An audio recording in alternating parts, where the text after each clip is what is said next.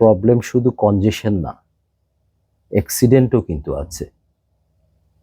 Accident কিন্তু একটা আমাদের দেশে এমন একটা প্রবলেম, এটা যেই ফ্যামিলিতে ঘটে তছনছ করে ফেলে। এবং ইদানিং হয়তো লক্ষ্য করতে পারছো, কোনো কোনো ঘটনায় ফুল ফ্যামিলি ভ্যানিশ হয়ে যাচ্ছে। এটা যুদ্ধও না, কিন্তু যুদ্ধে এইরকম ঘটনা ঘটে, কিন্তু আমাদের এখানে যে অ্যাক্সিডেন্টগুলি হচ্ছে খুব খুব পেইনফুল, খুব খুব পেইনফুল।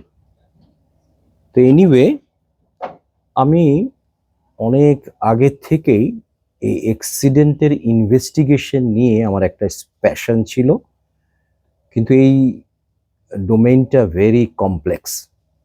এখানে অ্যাক্সিডেন্ট ইনভেস্টিগেশন করা মানে একটা মার্ডার কেসের যেইভাবে ফরেনজিক এভিডেন্সে সাধারণত ইনভেস্টিগেট করে, কারণ তোমাকে দায়ী বের করতে হবে, তো কে খুনটা করেছে তাকে যদি ফ্যাক্ট ফাইন্ড করে না বলতে পারো তাহলে তো তাকে পানিশমেন্ট দেওয়া যাবে না।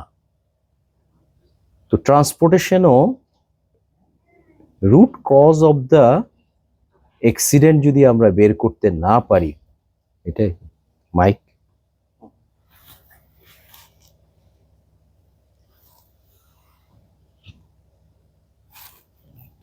কোন দিকে আছে?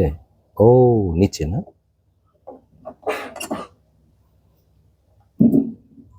Thank you very much. তো যেটা বলছিলাম, অ্যাক্সিডেন্টের ইনভেস্টিগেশনের কোনো রকম ইনস্টিটিউশন আমাদের এখানে নাই, কিন্তু আমি যখন হায়ার স্টাডি করার জন্য বাইরে যাই ওখানে দেখেছি একটা ঘটনা যদি ঘটে যায়, এটা হলো জিরো টলারেন্স। কেন ঘটলো ফ্যাক্ট ফাইন্ড করতে হবে, এবং ফ্যাক্ট ফাইন্ড করার পর যে রেসপন্সিবল তাকে অ্যাকাউন্টেবিলিটি এস্টাবলিশ করবেই। এটার নামে হলো গিয়ে ট্রান্সপারেন্ট সোসাইটি, গুড গভর্নেন্সের সোসাইটি, স্বচ্ছতার ভিত্তিতে।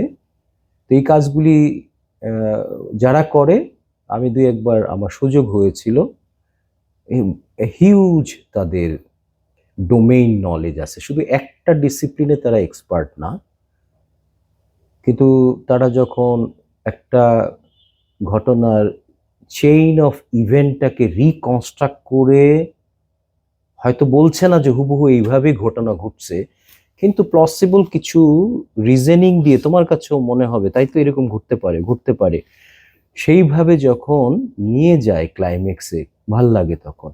এবং আমি দেখেছি তখন মার্ডার কেসের যে মার্ডার করে তাকে ধরা easier than the accident investigation করা। কেন?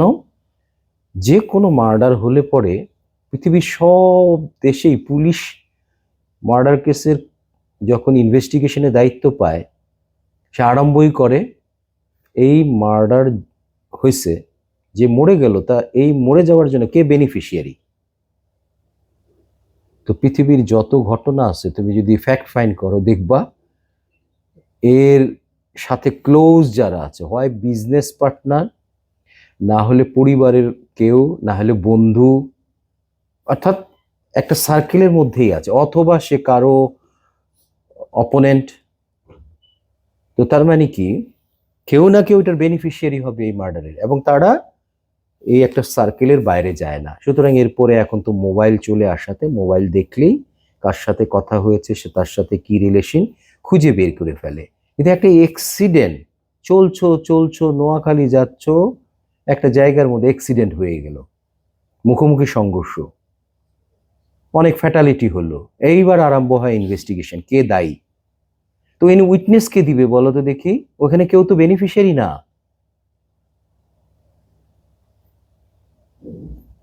এবং অ্যাক্সিডেন্ট ঘটার পর যে স্পট ডেট হলো তাকে তো ধরাধরি করে নিয়ার বাই হসপিটালে নিয়ে যায়, আর যারা বেঁচে থাকলো তারা কিন্তু তাড়াতাড়ি চলে যায়, তারা তো এক জায়গায় যাচ্ছিল। তো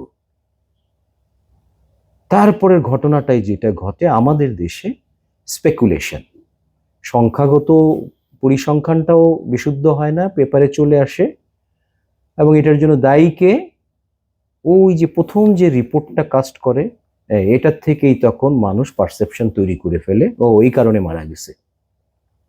ওই যে পারসেপশন, এই পারসেপশন শেষ পর্যন্ত পুলিশের কাছে ইনভেস্টিগেশনের জন্য যায়, কোর্টে যায়, ওই পারসেপশন নিয়েই জাজমেন্টটা হয়, যার ফলে আমরা একটা পার্টিকুলার সেন্ট্রিক হয়ে যাচ্ছি, রুট কজে যাচ্ছি না, সিমটম ওরিয়েন্টেড হয়ে যাচ্ছি।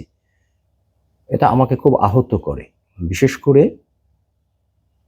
যারা যারা 4-2-তে আছো, এরকম তোমাদেরই একজন ভাই 4-2-তে প্রিপারেটরি লিভে কুমিল্লাতে তার বাড়ি যাচ্ছিল।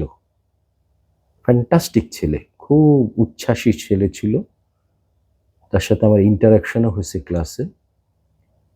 সে যাওয়ার পথে একটা দুর্ঘটনায় মারা যায়। সো পেইনফুল ছিল, পুরো দেশ এই জায়গায় অ্যাটাচড হয়ে গেছিল। কেন? অ্যাক্সিডেন্টটা কিন্তু নর্মাল হেড অন হলে যেইভাবে মারা যায় সেটা না, এখানে অ্যাসিড লেডেন একটা ট্রাক যাচ্ছিল, আর আমার ছাত্র যেই বাসে যাচ্ছিল, বাস এবং ট্রাকের মধ্যে কলিশন হয়। তারপরে অ্যাসিডগুলি ভিতরে গিয়ে ঝলসিয়ে ফেলে। এই ছবিগুলি যখন আসে পেপারে, তার মধ্যে যখন বুয়েট গ্র্যাজুয়েট 4-2-তে, মাই গুডনেস, আমাদের এখান থেকেও অনেক রিপারকেশন হয়। এরপরে ন্যাশনাল একটা হেডিং হয়। কিন্তু আমাদের দেশে যা হয় আর কি, একটা অ্যাক্সিডেন্ট হলে পরে শোক আসে, শোকটা যে শক্তিতে রূপান্তরিত করে এটার রেকারেন্স অফ ইভেন্ট ঠেকাতে হবে, সেই জিলটা আমাদের ভিতরে থাকে না, ছেড়ে দেই। মিডিয়া যখন ছেড়ে দিল, আউট অফ ফোকাস আরেকটা ইস্যু নিয়ে আসলো, আমরা সব ভুলে যাই। কিন্তু ওই ঘটনা আমাকে অনেক মুভ করে, বিশেষ করে ওর সাথের বন্ধুরা যখন, এটা অনেক আগের ঘটনা, তখন সোশ্যাল মিডিয়া ছিল কিনা আমি জানি না, আমি তাদের কিছু কিছু কমেন্ট পাই। কমেন্ট পাওয়াতে ওরা চায় যে এই ধরনের ঘটনা যেন না ঘটুক। আমি তখন ডিটারমিনেশন করি যে না, আমাকে এটা ফ্যাক্ট ফাইন্ড করতেই হবে।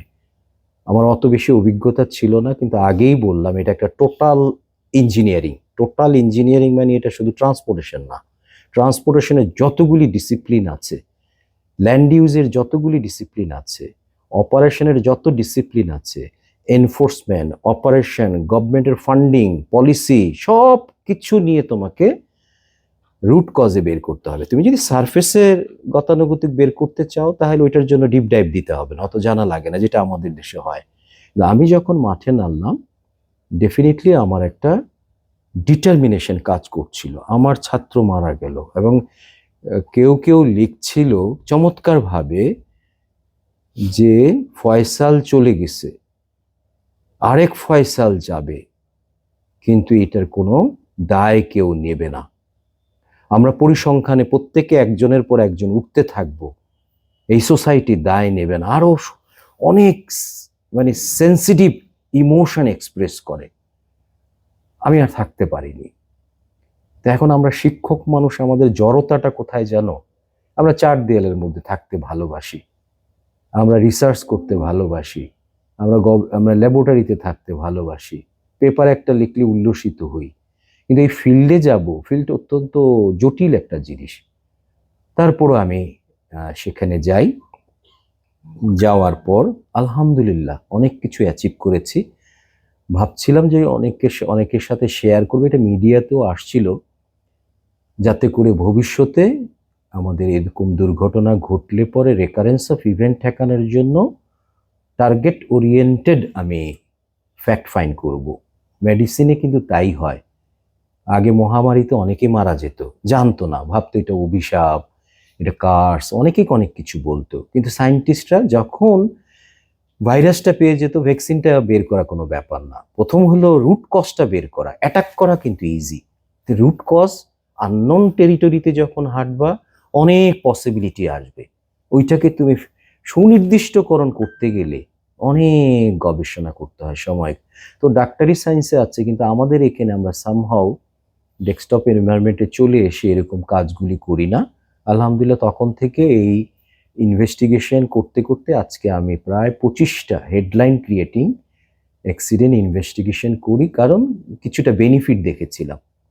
তো আমি তোমাদেরকে আর আমি সময় করব না, যারা আসছে তাদেরকে নিয়ে আরম্ভ করছি। তো আমি ফয়সালের ঘটনাটা বলার আগে, তোমাদের কি খেয়াল আছে কিনা আমি জানি না, 44 জন বাচ্চা মারা গেছিল মিরের সরাইতে। কেউ এই ঘটনাটা জানো না মনে হয়, না? এটা অনেক আগের ঘটনা অবশ্য। 44 জন স্কুলের বাচ্চা খেলা দেখে ফেরার পথে মারা যায়। এটাও আমি ইনভেস্টিগেশন করেছিলাম, কারণ এটা এত বেশি মানুষকে কাঁদিয়েছিল। ইনোসেন্ট, এখানে 41টা না, পরে আরো মারা যায়, টোটাল 44 জন মারা যায়। এটা 2011 সালের ঘটনা। তো আমি ততদিনে ইনভেস্টিগেশনে কিছুটা হাতে খড়ি হয়ে গেছে। আমি ভাবলাম যে এই প্রফেশনটাকে এস্টাবলিশ করতে হবে, কারণ বাইরে এটা পুরো ইনস্টিটিউশনাল সেট আপ আছে, আমাদের এখানে সেটা নাই। তো যাই হোক, এখানে ঘটনাটা হলো 2011 সালের জুলাইতে ওরা কোনো একটা স্কুল থেকে খেলা দেখতে যায়, যায় হলো ট্রাকে করে। কেন? তাদের পয়সা নাই। তো পয়সা না থাকে, বন্ধু বান্ধব ডিসকাস করেছে আমাদের স্কুল খেলবে, আমরা যাব না, স্বাভাবিক। তো সেই হিসাবে ডিসকাশনের এক পর্যায়ে ভলেন্টিয়ার করলো একজন ছাত্র যে আমার বাবার একটা ট্রাক আছে, আমরা বললে পরে প্রিন্সিপাল যদি বলে, ম্যানেজমেন্ট কমিটি যদি বলে, আমার বাবা ফ্রি দিয়ে দিবে। তাই হয়েছিল, ম্যানেজমেন্ট কমিটি ট্রাকে যাওয়ার জন্য কম খরচে ট্রাক মালিককে বললো আপনি ট্রাকটা দেন, ওরা খেলা দেখতে যাবে। ওরা খেলা দেখে ফেরার পথে একটা অ্যাক্সিডেন্টে, এটাকে বলে মিরেশ্বরাই ট্র্যাজেডি, পুরো দেশ প্রত্যেককে কাঁদিয়েছে, প্রতিটা মানুষের আহাজারি। আমি এটার ফ্যাক্ট ফাইন্ড করি। কেন করি আমি জানি না, তোমরা ডেফিনেটলি ট্রাক চিনো, কিন্তু যেইভাবে আমি চিনতে বলবো হয়তো সেইভাবে চিনো না। সেই কারণেই আমি অ্যাক্সিডেন্টের ইনভেস্টিগেশনে যাই, দেখি কি পেপারে লিখছে। ওই যে বললাম না, প্রথমে পেপারে যেভাবে আসে মানুষের কিন্তু পারসেপশন ওইভাবে দাঁড়িয়ে যায়। Once people made some decision, then it's very difficult to change. এটা একটা আল্লাহর এই জিনিস। তুমি কোনো একটা ব্ল্যাঙ্ক ইয়েতে মেমোরিতে বসে আছো, হঠাৎ করে তোমার সামনে দুইটা দল, কোনো একটা দলকে যদি তুমি সাপোর্ট করো, এরপর ওইটাকে অ্যাঙ্কর করবা, ওটাকে গ্লোরিফাই করার জন্য যত লজিক খুঁজে পাবা, অপোনেন্টের সব নেগেটিভটা তুমি নিয়ে আসবা। সো আমাদের মিডিয়াটা এমনভাবে মানুষকে পারসেপশন তৈরি করে। এখানে লেখা আছে, বলো তো দেখি, প্রথমে এই ঘটনাটা বলে এই জায়গায় কিন্তু অলরেডি দায়ী করে ফেলছে। চালক কি করছিল দেখো তো দেখি, চালকের আসনে কে ছিল? হেল্পার। হয়ে গেল, মানুষ বুঝে ফেললো এ কালপ্রিট। এবং ও চলতে ফিরতেও তো দেখে, আরে ড্রাইভাররা অসভ্য, এরা আইন মানে না। তারপরে মুঠোফোনে কথা বলছিল, এই একটা কথাই আমার ভেতরে খুব বেশি নাড়া দিয়েছিল। আরে এই সাংবাদিক তো ট্রাকই চিনে না, মুঠোফোনে কথা বলছিল কিভাবে। এরপরে আরো পেপার দেখতে গিয়ে, তারপরে টিভিতে যখন রাতেরবেলা খেতে খেতে দেখছিলাম, দেখি ওরা যারা যারা বেঁচে ছিল তাদের গ্রামের বাড়িতে চলে গেছে। ছোট ছোট বাচ্চা অথবা ক্লাস 4-5-এ পড়ে, তাদেরকে জিজ্ঞাসা করছে এবং উইটনেস হিসাবে বলছে। একজন দেখি বলছে, আমরা বারবার বলছিলাম তাড়াতাড়ি চালাবেন না, ফোনে কথা বলবেন না, উনি শোনে নাই। এটা শোনার পর আমার মাথার উপরে আরো রক্ত চলে গেছে। কিন্তু ওই যে বললাম জড়তা, তখনও মুভ করিনি। তখন 21 টিভি থেকে মেয়ে আসছে, খুব নাদিয়া শারমিন, সে খুব বিখ্যাত। হেফাজতের সময় সে অনেক কিছুই ওই জায়গায় রিপোর্ট করে বিখ্যাত হয়েছে। আমাকে এসে সে সাথে সাথে বলে যে স্যার, এখানে ড্রাইভার যে দায়ী তার অ্যালিবাই পাওয়া গেছে, উইটনেস পাওয়া গেছে, আপনি হয়তো দেখছেন, আপনি কিছু বলেন। আমি তো ওনার মেয়ে তো, আমি বললাম একটু বসো, ট্রাক চিনো? ঘাবড়ায় গেছে। একই কথা তোমাদেরকে যদি বলি যে এলিগেশনটা কি, ওরা বলেছে ড্রাইভারকে। ওরা কারা? ট্রাকের মধ্যে 57 জন গাদাগাদি করে স্কুলের বাচ্চারা যাচ্ছিল, তাদের কেউ কেউ উইটনেস দিচ্ছে অ্যাবনর্মালি হাই স্পিডে গাড়ি চালাচ্ছিল, আমরা সাবধান করছিলাম। চালাতে চালাতে মোবাইলে কথা বলছিল, আমরা তাকে বারণ করেছিলাম। মিডিয়া কিন্তু অনলাইনে চলে গেছে, কিন্তু প্রিন্ট অ্যান্ড ইলেকট্রনিক মিডিয়াতে। তা আমি কেন খেপলাম দেখি, দুই একজন বুঝতে পারো কিনা বলো তো দেখি। এটা যে অ্যাবসার্ড জিনিস, কিভাবে বুঝলাম? ট্রাকের থেকে দেখতে পারবে না, কিছুটা বুঝতে পারছো কি বললো? এটা তো বাস না যে চালককে দেখতে পাচ্ছ। ট্রাকের ড্রাইভার বসে একটা কেবিনের মধ্যে, আর পেছনে হলো ক্যারিয়ার, ক্যারিয়ারে গাদাগাদি করে যাচ্ছে। বলো তো দেখি উল্লাসের বহিঃপ্রকাশ কি? তারা তো খেলা দেখে ফিরতেছে, জয়। স্কুলের বাচ্চারা সাবধানী হয়ে, আমি জানি না ড্রাইভারকে কেমনে বলবে। আগে আমরা যখন, অনেক আগে পাকিস্তান আমলে লেবাররা যখন ওই ক্যারিয়ারে থাকতো, ড্রাইভারের সাথে কথা বলার জন্য ওস্তাদ ওস্তাদ বলার জন্য একটা ছোট্ট একটা কেটে দিত আর কি, হ্যাঁ ওইটা দিয়ে কমিউনিকেট করতো। পেছনে যারা আছে ওস্তাদ এখানে নামান, এটা কমিউনিকেশনের জন্য এটা দিয়ে। এখন এটাও থাকে না এবং ওইটার মধ্যে ছিলও না। সেজন্য মেয়েটাকে আমি সাথে সাথে বললাম, দেখেন দেশটাকে কিন্তু সোশ্যাল ক্রস ফায়ারে ফেলে দিচ্ছেন, আননেসেসারি কতগুলি মানুষ মারা যাচ্ছে আপনাদের রিপোর্টিং এর জন্য, বাচ্চারা লাই করাচ্ছেন আপনারা। এই বাচ্চারা কখনো ড্রাইভারের সাথে কথা বলতে পারে নাই, কারণ ট্রাকের কনফিগারেশনটাই আলাদা, বলার কোনো সুযোগ নাই। তার মধ্যে আমি বললাম, আপনি মনে করেন 57 জন বান্ধবী নিয়ে কোথাও যাচ্ছেন, আপনি তো বলবেন জোরে চালাও, ওটার নামই তো উল্লাস। যদি ড্রাইভার আস্তে আস্তে চালায় তখন তো আমরা কি বলবো বলো তো দেখি? গ্রুপ অ্যাটিচিউড কিন্তু ডিফারেন্ট অ্যাটিচিউড। আমরা ভদ্র থাকি ইন্ডিভিজুয়াল লেভেলে, যখন সিঙ্কোনাইজড হয়, যখন উত্তেজনা চলে আসে, এটা তোমার হাতে কন্ট্রোল থাকে না। দ্যাটস কল গ্রুপ অ্যাটিচিউড। You have to have some psychological, কি বলবো, বিহেভিয়ারাল কিছু নলেজ, যে মানুষ কিভাবে কোন পরিস্থিতিতে করে। সো থ্রিল কাজ করে যখন গ্রুপ অ্যাটিচিউড হয়, সে কখনো এটা বলার কথা না। কিন্তু এটা ততদিনে তো মিডিয়াতে অনেক হয়ে গেছে, প্রাইম মিনিস্টার কোনো একটা ভাষণে গিয়ে সেখানে বলেই দিছে এই ড্রাইভারকে হ্যাং করতে হবে। তাহলে তাহলে বুঝতেই পারছো লয়াররা এই জায়গাটার মধ্যে হায়ার আপ ওহি যদি নাজিল হয়ে যায়, তাহলে আর ল বলো আর যাই বলো, ওরা কিন্তু শুনি তাদের নাকি একটা নীতি আছে, আসলে নীতি নাই, একদম ব্যালেন্স হয়ে থাকবে, ব্লাইন্ড চোখে ভার্ডিক দিবে, ভুল কথা এগুলি। এনিওয়ে, আমি অন্য লাইনে চলে গেলাম। দুইটা জিনিস, একটা প্রুফ করতে পারবো কোনো ছেলে মেয়ে ড্রাইভারকে কিছুই বলে নাই, যদি বলে থাকে বলছে যে তাড়াতাড়ি চালান, উল্টাটা বলে নাই। পরেরটা হলো মোবাইলে কথা বলছিল। বলো তো দেখি আমার ইনভেস্টিগেশনের তরিকা কি হইতে পারে? মোবাইলে কথা বলছিল, হ্যাঁ এটা তো মোবাইল কোম্পানিকে ফোন দিলেই তো, তার মোবাইল নাম্বারটা নিলাম।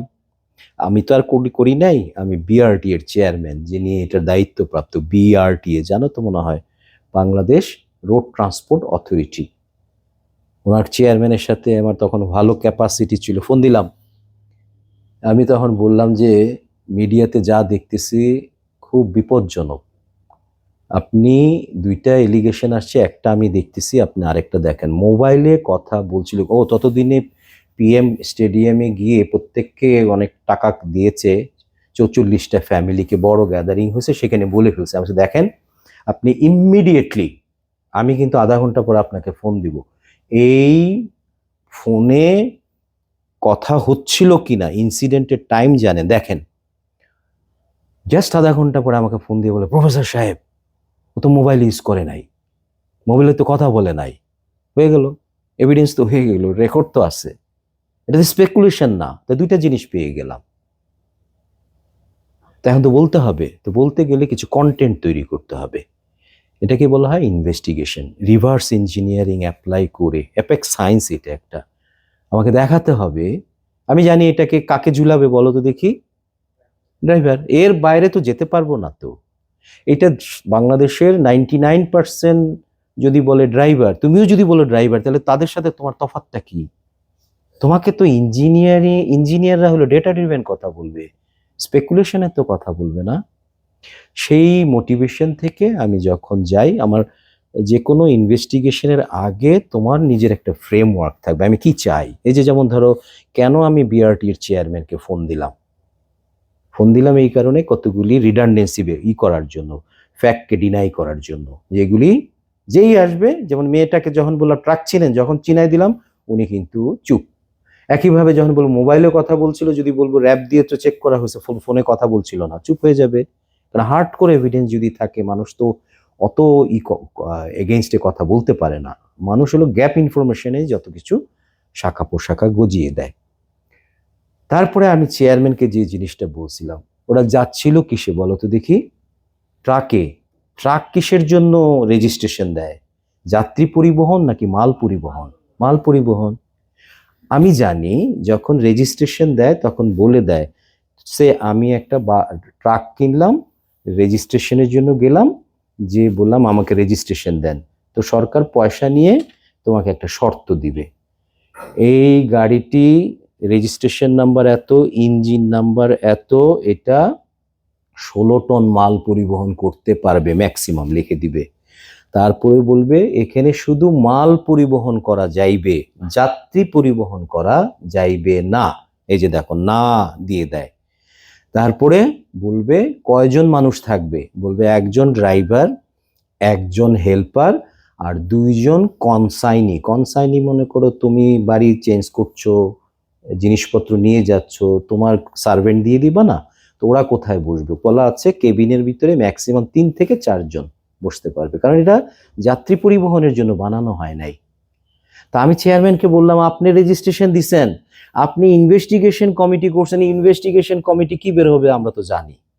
আপনি ইমিডিয়েটলি বলেন ট্রাকটি মাল পরিবহন না করিয়া যাত্রী পরিবহন করায়, ওই যে আপনার সাথে চুক্তিবদ্ধ ছিল, সেই চুক্তি ভঙ্গ করায় তার রেজিস্ট্রেশন বাদ দেওয়া হইলো, মালিকের উপরে জরিমানা করা হলো। এটার জন্য তো ইনভেস্টিগেশন লাগে না?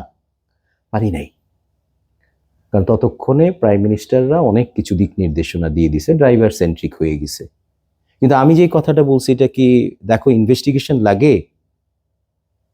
কারণ অবৈধ একটা অ্যাক্টিভিটি করছিল, ও যাত্রী পরিবহন করছিল, ট্রাকে কখনো করা যাবে না, আনসেফ সে করছিল, তার সাথে সাথে রাইট ওয়ে তুমি চুক্তি ভঙ্গের দায়ে তাকে তো একটা মেসেজ দিয়ে, আমি বললাম আপনি স্ক্রলে দিয়ে দেন, তাহলে অন্য যারা এরকম যাত্রী পরিবহন করে তারা কিন্তু একটু অ্যাওয়্যার হবে, আরে এরকম কিছু ঘটলে সাথে সাথে রেজিস্ট্রেশন বাতিল হয়ে যায় এবং ইনভেস্টিগেশন হয়।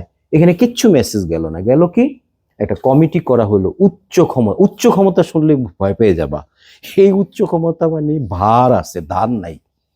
তো যেই কারণে ওরা বইসা দেখবা বলবে ম্যাট্রিক পাস হইতে হবে, ওদেরকে প্রশিক্ষণ দিতে হবে, এই কিছু গদবাদা কথা বলে চলে যাবে, ভার আছে তো, ধার তো নাই। তো এনিওয়ে আমি তোমাদেরকে ব্যাকগ্রাউন্ডটা বলে ফেললাম, খুব তাড়াতাড়ি যাই, কারণ আমি যেটা দেখাবো সেটা হলো ফয়সালের আমার ইনভেস্টিগেশনের কমপ্লিটটা। এই 44 জন বাচ্চা এখানে, ও 53 জন হয়েছে পরে আর কি। এই সেই ট্রাকটা, একজন কি হেল্প করবা? এখানে মনে হয় একটা লাইট যদি এগুলি বন্ধ করে দাও, কন্ট্রাস্টটা ভালো হবে, থ্যাংক ইউ। দেখেছো লিডারশিপ কিভাবে বলে, আমাকে যেইভাবে ছাই দিয়ে ধরেছে আমি কিন্তু ডিনাই করতে পারিনি, বুঝতে পারছো? হ্যাঁ ঠিক আছে ঠিক আছে, থ্যাংক ইউ, কন্ট্রাস্টটা, থ্যাংক ইউ অনিকা।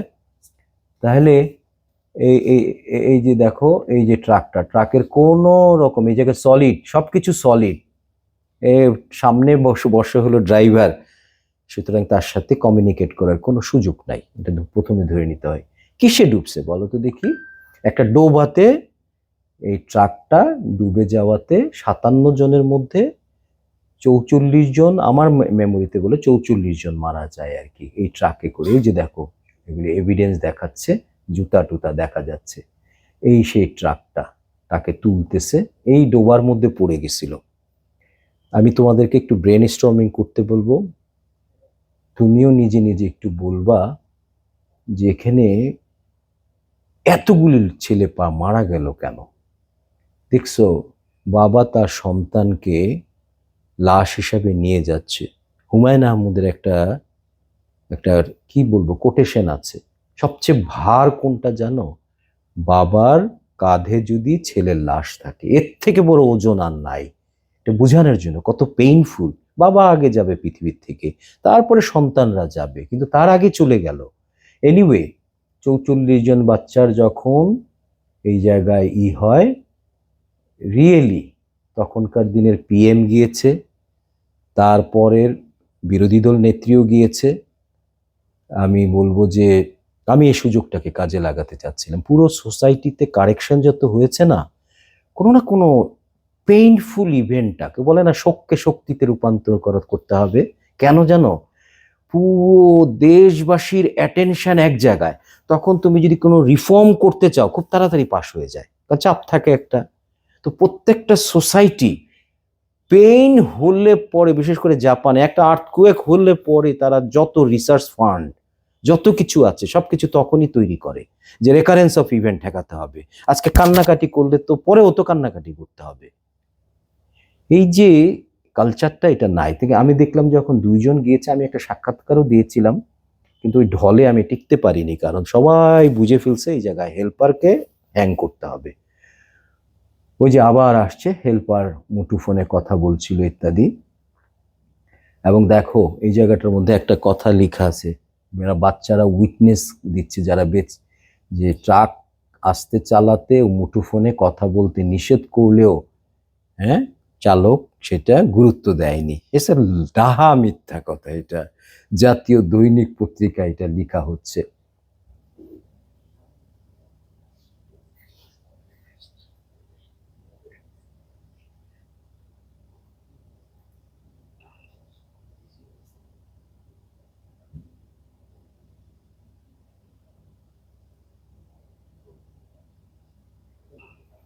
আচ্ছা যাই হোক, ওই যে দেখো এসএসসি পাস প্রশিক্ষিত হতে হবে, এটা হলো সরকারি যারা আছে তারা এটা বলা আরম্ভ করলো।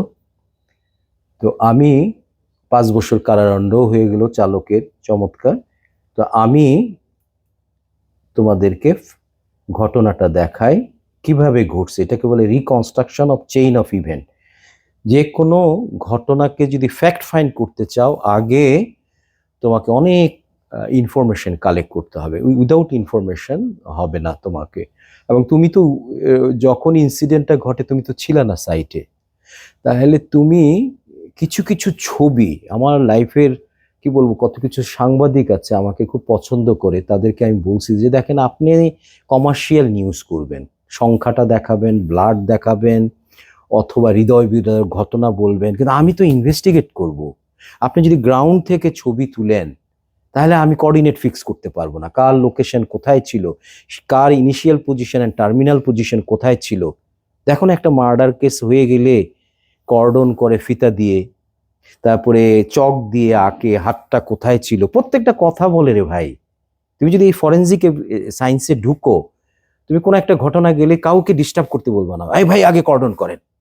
আমি একদম পিওর যেই টার্মিনাল কন্ডিশনটা ছিল আমি এটাকে ক্যাপচার করতে চাই, কারণ আমার সাথে কথা বলবে। তো সিমিলারলি আমি সাংবাদিকদের বলছি আপনারা ভাই একটু পার্সপেক্টিভ ভিউ করবেন, তাহলে আমি ঘটনাটাকে রাস্তার সাথে গাড়ি যারা যারা ইনভলভ মিলাতে পারবো। তো যাই হোক আমাকে সাংবাদিকরা সেই জিনিসগুলি শেয়ার করতো। তো শেয়ার করতে গিয়ে আমি এগুলিকে রিকনস্ট্রাক্ট করি। রিকনস্ট্রাকশনটা অনেকটা এরকম, দেখো এই ডিচের মধ্যেই পড়েছিল, এখানে এটা আসে না, যাও ডিচের মধ্যে স্টুডেন্ট লেডেন যে ট্রাকটা ছিল সেটা পড়েছে। ঘটনাটা কি বোঝা যাচ্ছে এই জায়গাটার মধ্যে যে কে ট্রিগার করেছে। এই জায়গায় কে ছিল, 3টা গাড়ি ছিল, একটা হলো ওই যে ট্রাকটা, আর একটা পার্ক করা মাইক্রোবাস, আর আরেকটা হলো গিয়ে ইয়েলো যেই কালারটা সেটা হলো নসিমন করিমন বটবটি শোনো না ওইটারই একজন। রাস্তাটা কয় লেনের, 2 লেনের। তো একজন যদি পার্ক করে থাকে তাহলে কাউকে না কাউকে ওভারটেক করতে গেলে রং সাইডে আসতে হবে। রং সাইডে আসছিল কে, নসিমন। নসিমনের কোনো রোড সেন্স নাই, সে চলে আসছে। আর ট্রাক দিয়ে যে যাচ্ছিল তার লেনে কিন্তু আসছে, তার লেনটা হলো নসিমনের। এটা হলো গিয়ে, এটা আসে না কেন,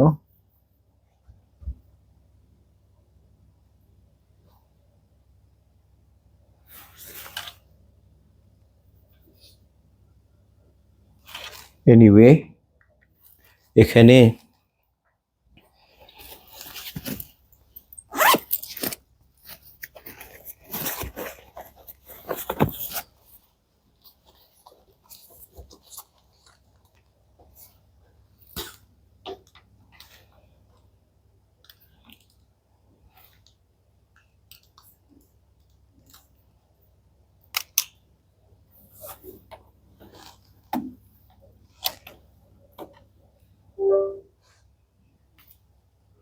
এই যে এটা হলো গিয়ে নসিমনটা, এ কিন্তু ট্রিগার করেছে। এ যখন স্পিডে আসতেছিল, যখন দেখলো তার লেনে অকুপাই করে আছে, তাহলে সে কি হলো, এটাকে বলে, বাংলা ভাষায় বলে এটাকে চাপ খেয়েছে। এ চাপ দিয়েছে, চাপ দেওয়াতে সে কোথায় চলে গেছে, এটা হলো রাস্তা, এটা হলো শোল্ডার, শোল্ডারে চেপে গেছে। বুঝতে পারছো? কারণ আর না হলে তো নসিমনের সাথে তো হেড অন কলিশন হবে। এইবার এই জায়গায় ডিস থাকাতে, ডিচের একটা কাজই হচ্ছে হলো আশেপাশে সফট করে ফেলা, যার ফলে লাল যে অংশটুকু দেখিয়েছি সেটা হচ্ছে হলো গিয়ে একটু ভাঙা মাটি। তো তাহলে এই ভদ্রলোক এখানে ঠিক মতো যাচ্ছিল যাচ্ছিল যাচ্ছিল, যখন ঠিক এই পজিশনটায় আসে কি হবে বলো তো দেখি, একটা হুইল আনসাপোর্টেড হয়ে গেল, তারপরে আপসাইড ডাউন, এটাকে টার্ন টার্টেল বলে, আপসাইড ডাউন হয়ে গেল।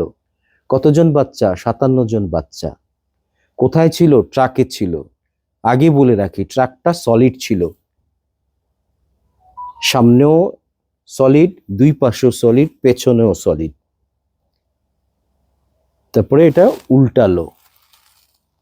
ঘটনাটা হলো, এই ডিচের মধ্যে পানি ছিল 3.5 ফিটের, এখানে যদি 5 ফিট 10 ফিটের পানি থাকতো তাহলে বেঁচে যেত। কিন্তু বলো তো দেখি, এটা ব্যাখ্যাটা দাও তো দেখি। আমি বললাম এইটা কম পানি ছিল, এই জন্য মারা গেছে প্রত্যেকটা বাচ্চা, বেশি পানি হলে কিন্তু বেঁচে যেত। হ্যাঁ, এটা একটা খাঁচা হয়ে গেছিল, এটা যদি বয়েন্সিতে ফ্লোট করতো, সেটাও করে নাই। কি করছে, ট্রাকের ওজনে নিচে যে মাড আছে তার সাথে আটকিয়ে গেছে, আর পানিটাও শ্যালো, তাকে যে ধাক্কা দিবে, এটা যদি 10 ফিটের পানি হতো তাহলে এটা নিচে ডাবতে পারতো না। তো অথবা ট্রাকটার উচ্চতাটা যদি হয় মনে করো 7-8 ফিট, এই যে 2 ফিট নিচে একটা গ্যাপ থাকতো, ওদিক দিয়ে তলা দিয়ে বের হয়ে যেত, কিন্তু এটা পরেই একদম মাডের মধ্যে আটকিয়ে গেছে। বাচ্চারা চতুর্দিকে দেখে, কোনো কোনো কোনো গেট নাই, কোনো উইন্ডো নাই, ট্র্যাপড হয়ে গেছে। সো তার মানে এটা এমন একটা দুর্ভাগ্য, এটা শ্যালো একটা ডিচ ছিল, এবং এই ডিচটা শোল্ডারটাকে এরোড করে ফেলছিল, যেই কারণে ড্রাইভার ঠিকই করছিল, শোল্ডারে গিয়ে রিকভার করার চেষ্টা করছিল, কিন্তু সাপোর্ট দেয় নাই। তাহলে আমি যদি এখানে বলি রিজন ফর সো মেনি ফ্যাটালিটিস, প্রথমে দেখি, আমি সবসময় বের করি দুর্ঘটনা কেন ঘটলো, অনেক সময় কিন্তু এটা বের করা যায় না। আল্লাহ প্রদত্ত দৈব দুর্ঘটনা যদি ঘটে, তুমি যদি এনাফ ইনফরমেশন না পাও, how can you find the root cause of the accident?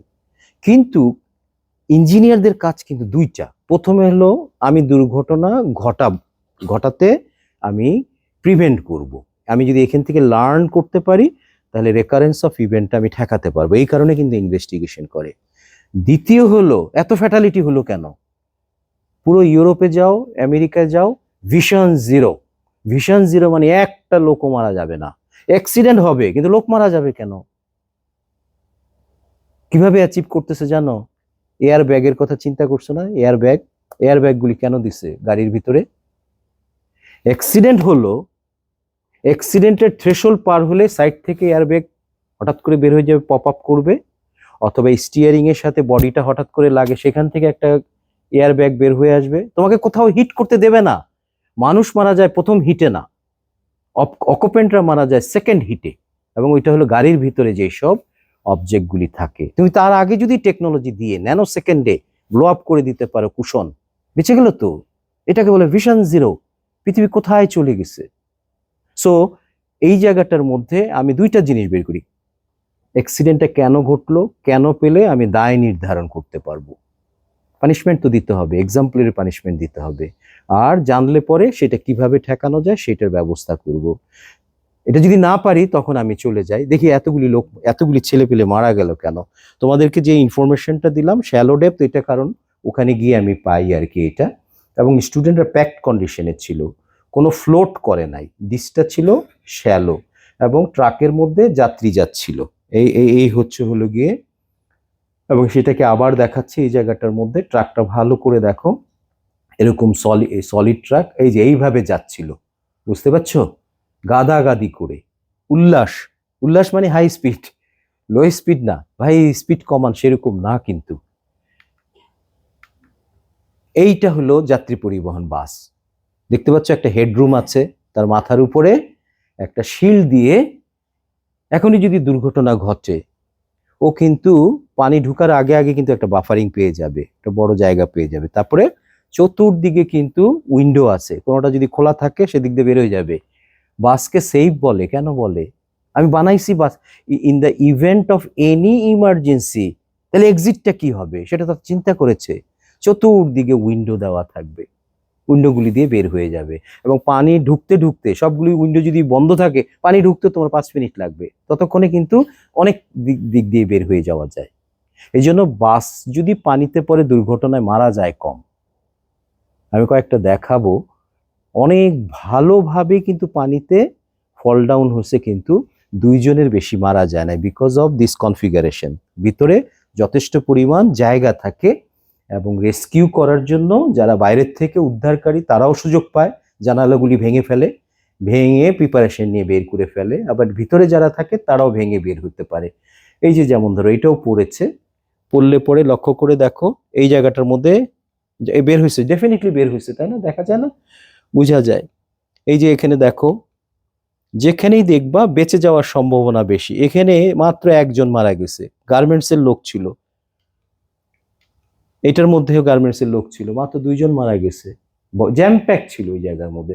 তার মানে ট্রাকে যাত্রী কখনো পরিবহন করতে হয় না। তার মধ্যে আমাদের এই ট্রাকটা দুর্ভাগ্যভাবে জনক হলো সত্যি, চতুর্দিকে কেসিং এর মতো, যে মানে পশু পাখি যেইভাবে কেসের মতো রাখে বাচ্চাগুলি সেইভাবে পড়ে গেছিল, প্লাস শ্যালো ডেপথ। এইবার দেখো রুট কজের জন্য আমি এখানে কি লিখছি, এগুলো অ্যাডমিনিস্ট্রেটিভ। দেখো দেখি এটার সাথে এগ্রি করো কিনা। তুমি একজন স্কুলের ম্যানেজমেন্ট কমিটিতে আছো, ম্যানেজমেন্ট কমিটি অনেক উপরের লেভেলে, বাচ্চারা যেইভাবে ডিসিশন নেবে সিনিয়র সেইভাবে ডিসিশন নেওয়া উচিত না। তাহলে ট্রাকে যাবে খেলা দেখতে, ডিসিশনটা কে দিছিল? স্কুলের ম্যানেজমেন্ট কমিটি। এবং ট্রাক ওনার, ও জানে সেখানে যাত্রী পরিবহন করা যাবে না, সে বাচ্চাদেরকে ক্যারি করছিল। পুলিশ জানে আনলফুল, এটা বাধা দেয় নাই। ইঞ্জিনিয়ার, আমি আসতেছি এটা দেখাবো ইঞ্জিনিয়ারদের দায়িত্বটা কোথায় ছিল। এবং উইদাউট এনি উইটনেস, আমি আগে যে কথাটা বললাম, এগুলিকে কিন্তু মালিককে দায়ী করা যেত আর কি। এই জায়গায় কোনো ইনভেস্টিগেশন তো করার দরকার চাই, এই যে জায়গায় নাই। আর মোস্ট ইম্পর্টেন্টলি ট্রিগার কে করেছে? নসিবন করিমন বটবুড়ি, ওর তো কোনো রেজিস্ট্রেশনই নাই, ইললিগেল একটা গাড়ি। সো তাকে আমরা দায়ী করতে পারতাম। এবং হেল্পার গাড়ি চালিয়েছ, ডেফিনেটলি সে তো দায়ী। এবার ইঞ্জিনিয়ারিং যে ইনভেস্টিগেশনটা, এখানে একটা জিনিস লক্ষ্য করে দেখো, এই জায়গাটার মধ্যে আমি যেগুলি দেখালাম এটা হলো অ্যাডমিনিস্ট্রেটিভ, আমি পরে হায়ারার্কিতে যাব আর কি।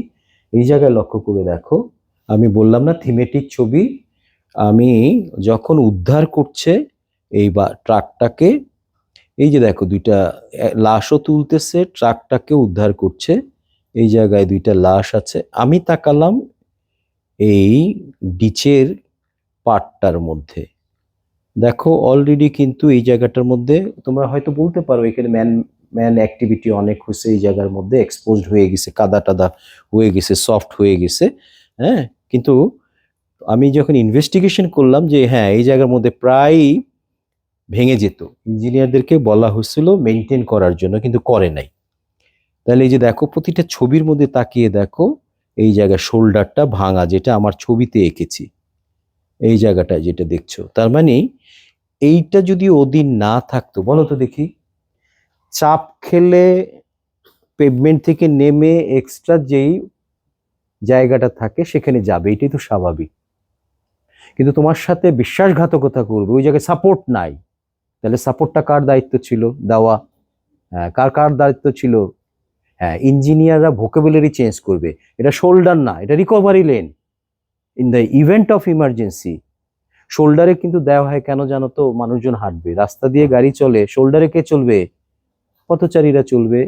কিন্তু যখন চাপ খায় তখন কিন্তু এইসব জায়গার মধ্যে যে সে ঘটনাটাকে অ্যাভয়েড করতে পারে। সেই জন্য আমেরিকাতে শোল্ডারটাকেও কিন্তু অ্যাজ গুড অ্যাজ মেইন ক্যারেজওয়ের মতো মেইনটেইন করে, এটা একটা বাধ্যতামূলক। এবং সেই জন্য ভোকাবুলারিটা কি চেঞ্জ করে, এটা নাম দেয় রিকভারি লেন। এটা হলো চলার লেন, আর এটাকে বলা হয় রিকভারি লেন। এটা ইগনোর করার কোনো সুযোগ নাই, শোল্ডার মেইনটেইন করতেই হবে। তো আমি এই ঘটনাটা ইঞ্জিনিয়ারদেরকে দেখানোর জন্যই, যে তোমরা টাকা নাও পেভমেন্ট বানানোর জন্য, শোল্ডার কত ইম্পর্টেন্ট সেটা একটু দেখো। সো ব্যাড কন্ডিশন ছিল, একটা ওয়েল মেনটেন শোল্ডার যদি থাকতো, তুমি বলতে পারো ওদিনের ঘটনা নাও ঘটতে পারতো।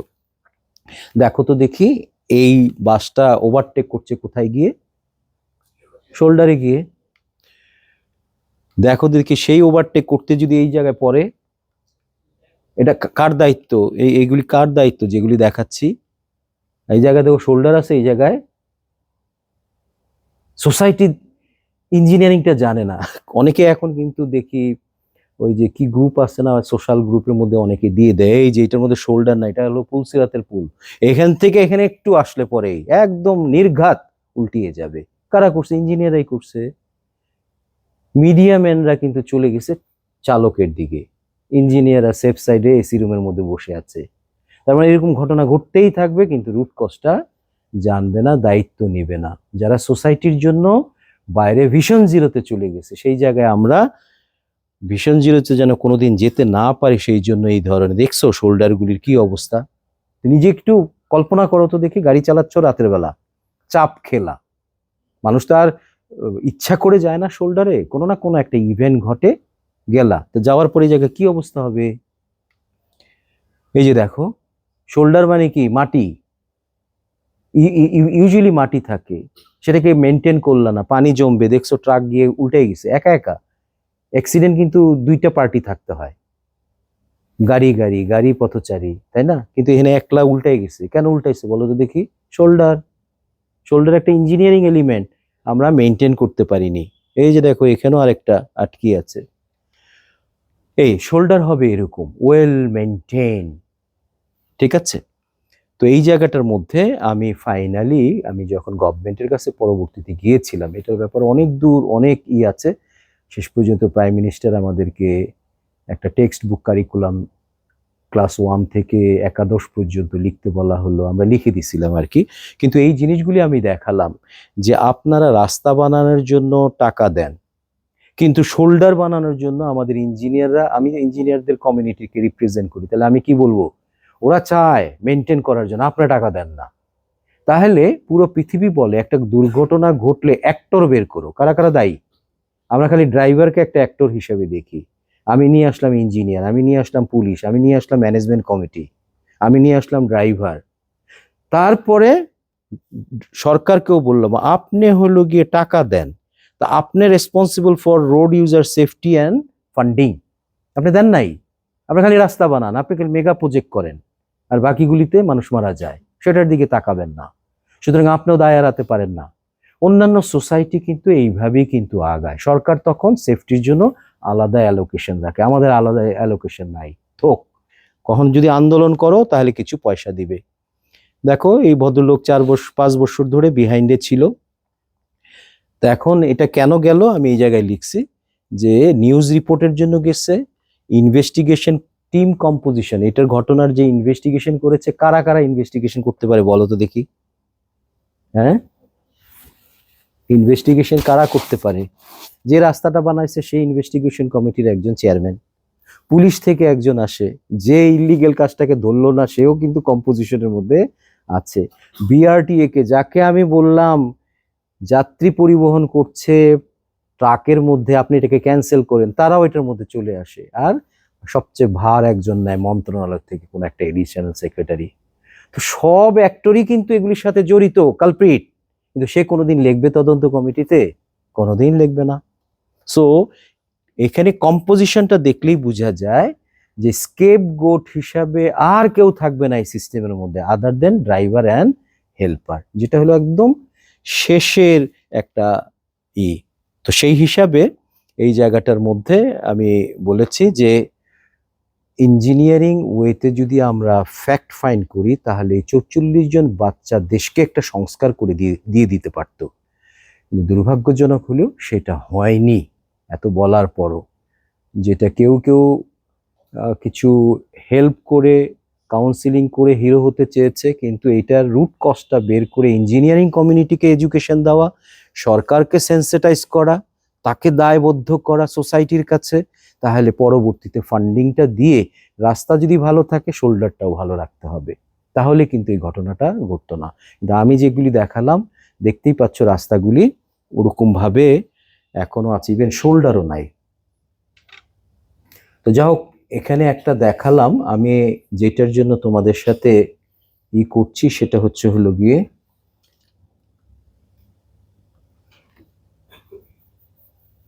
ব্যাপার কি,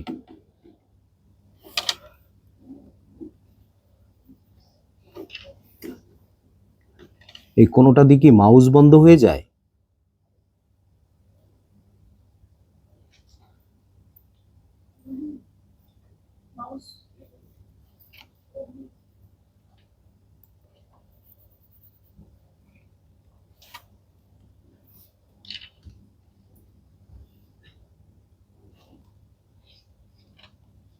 ও, টাচ এনেবলড ছিল না। আচ্ছা, যেটা বললাম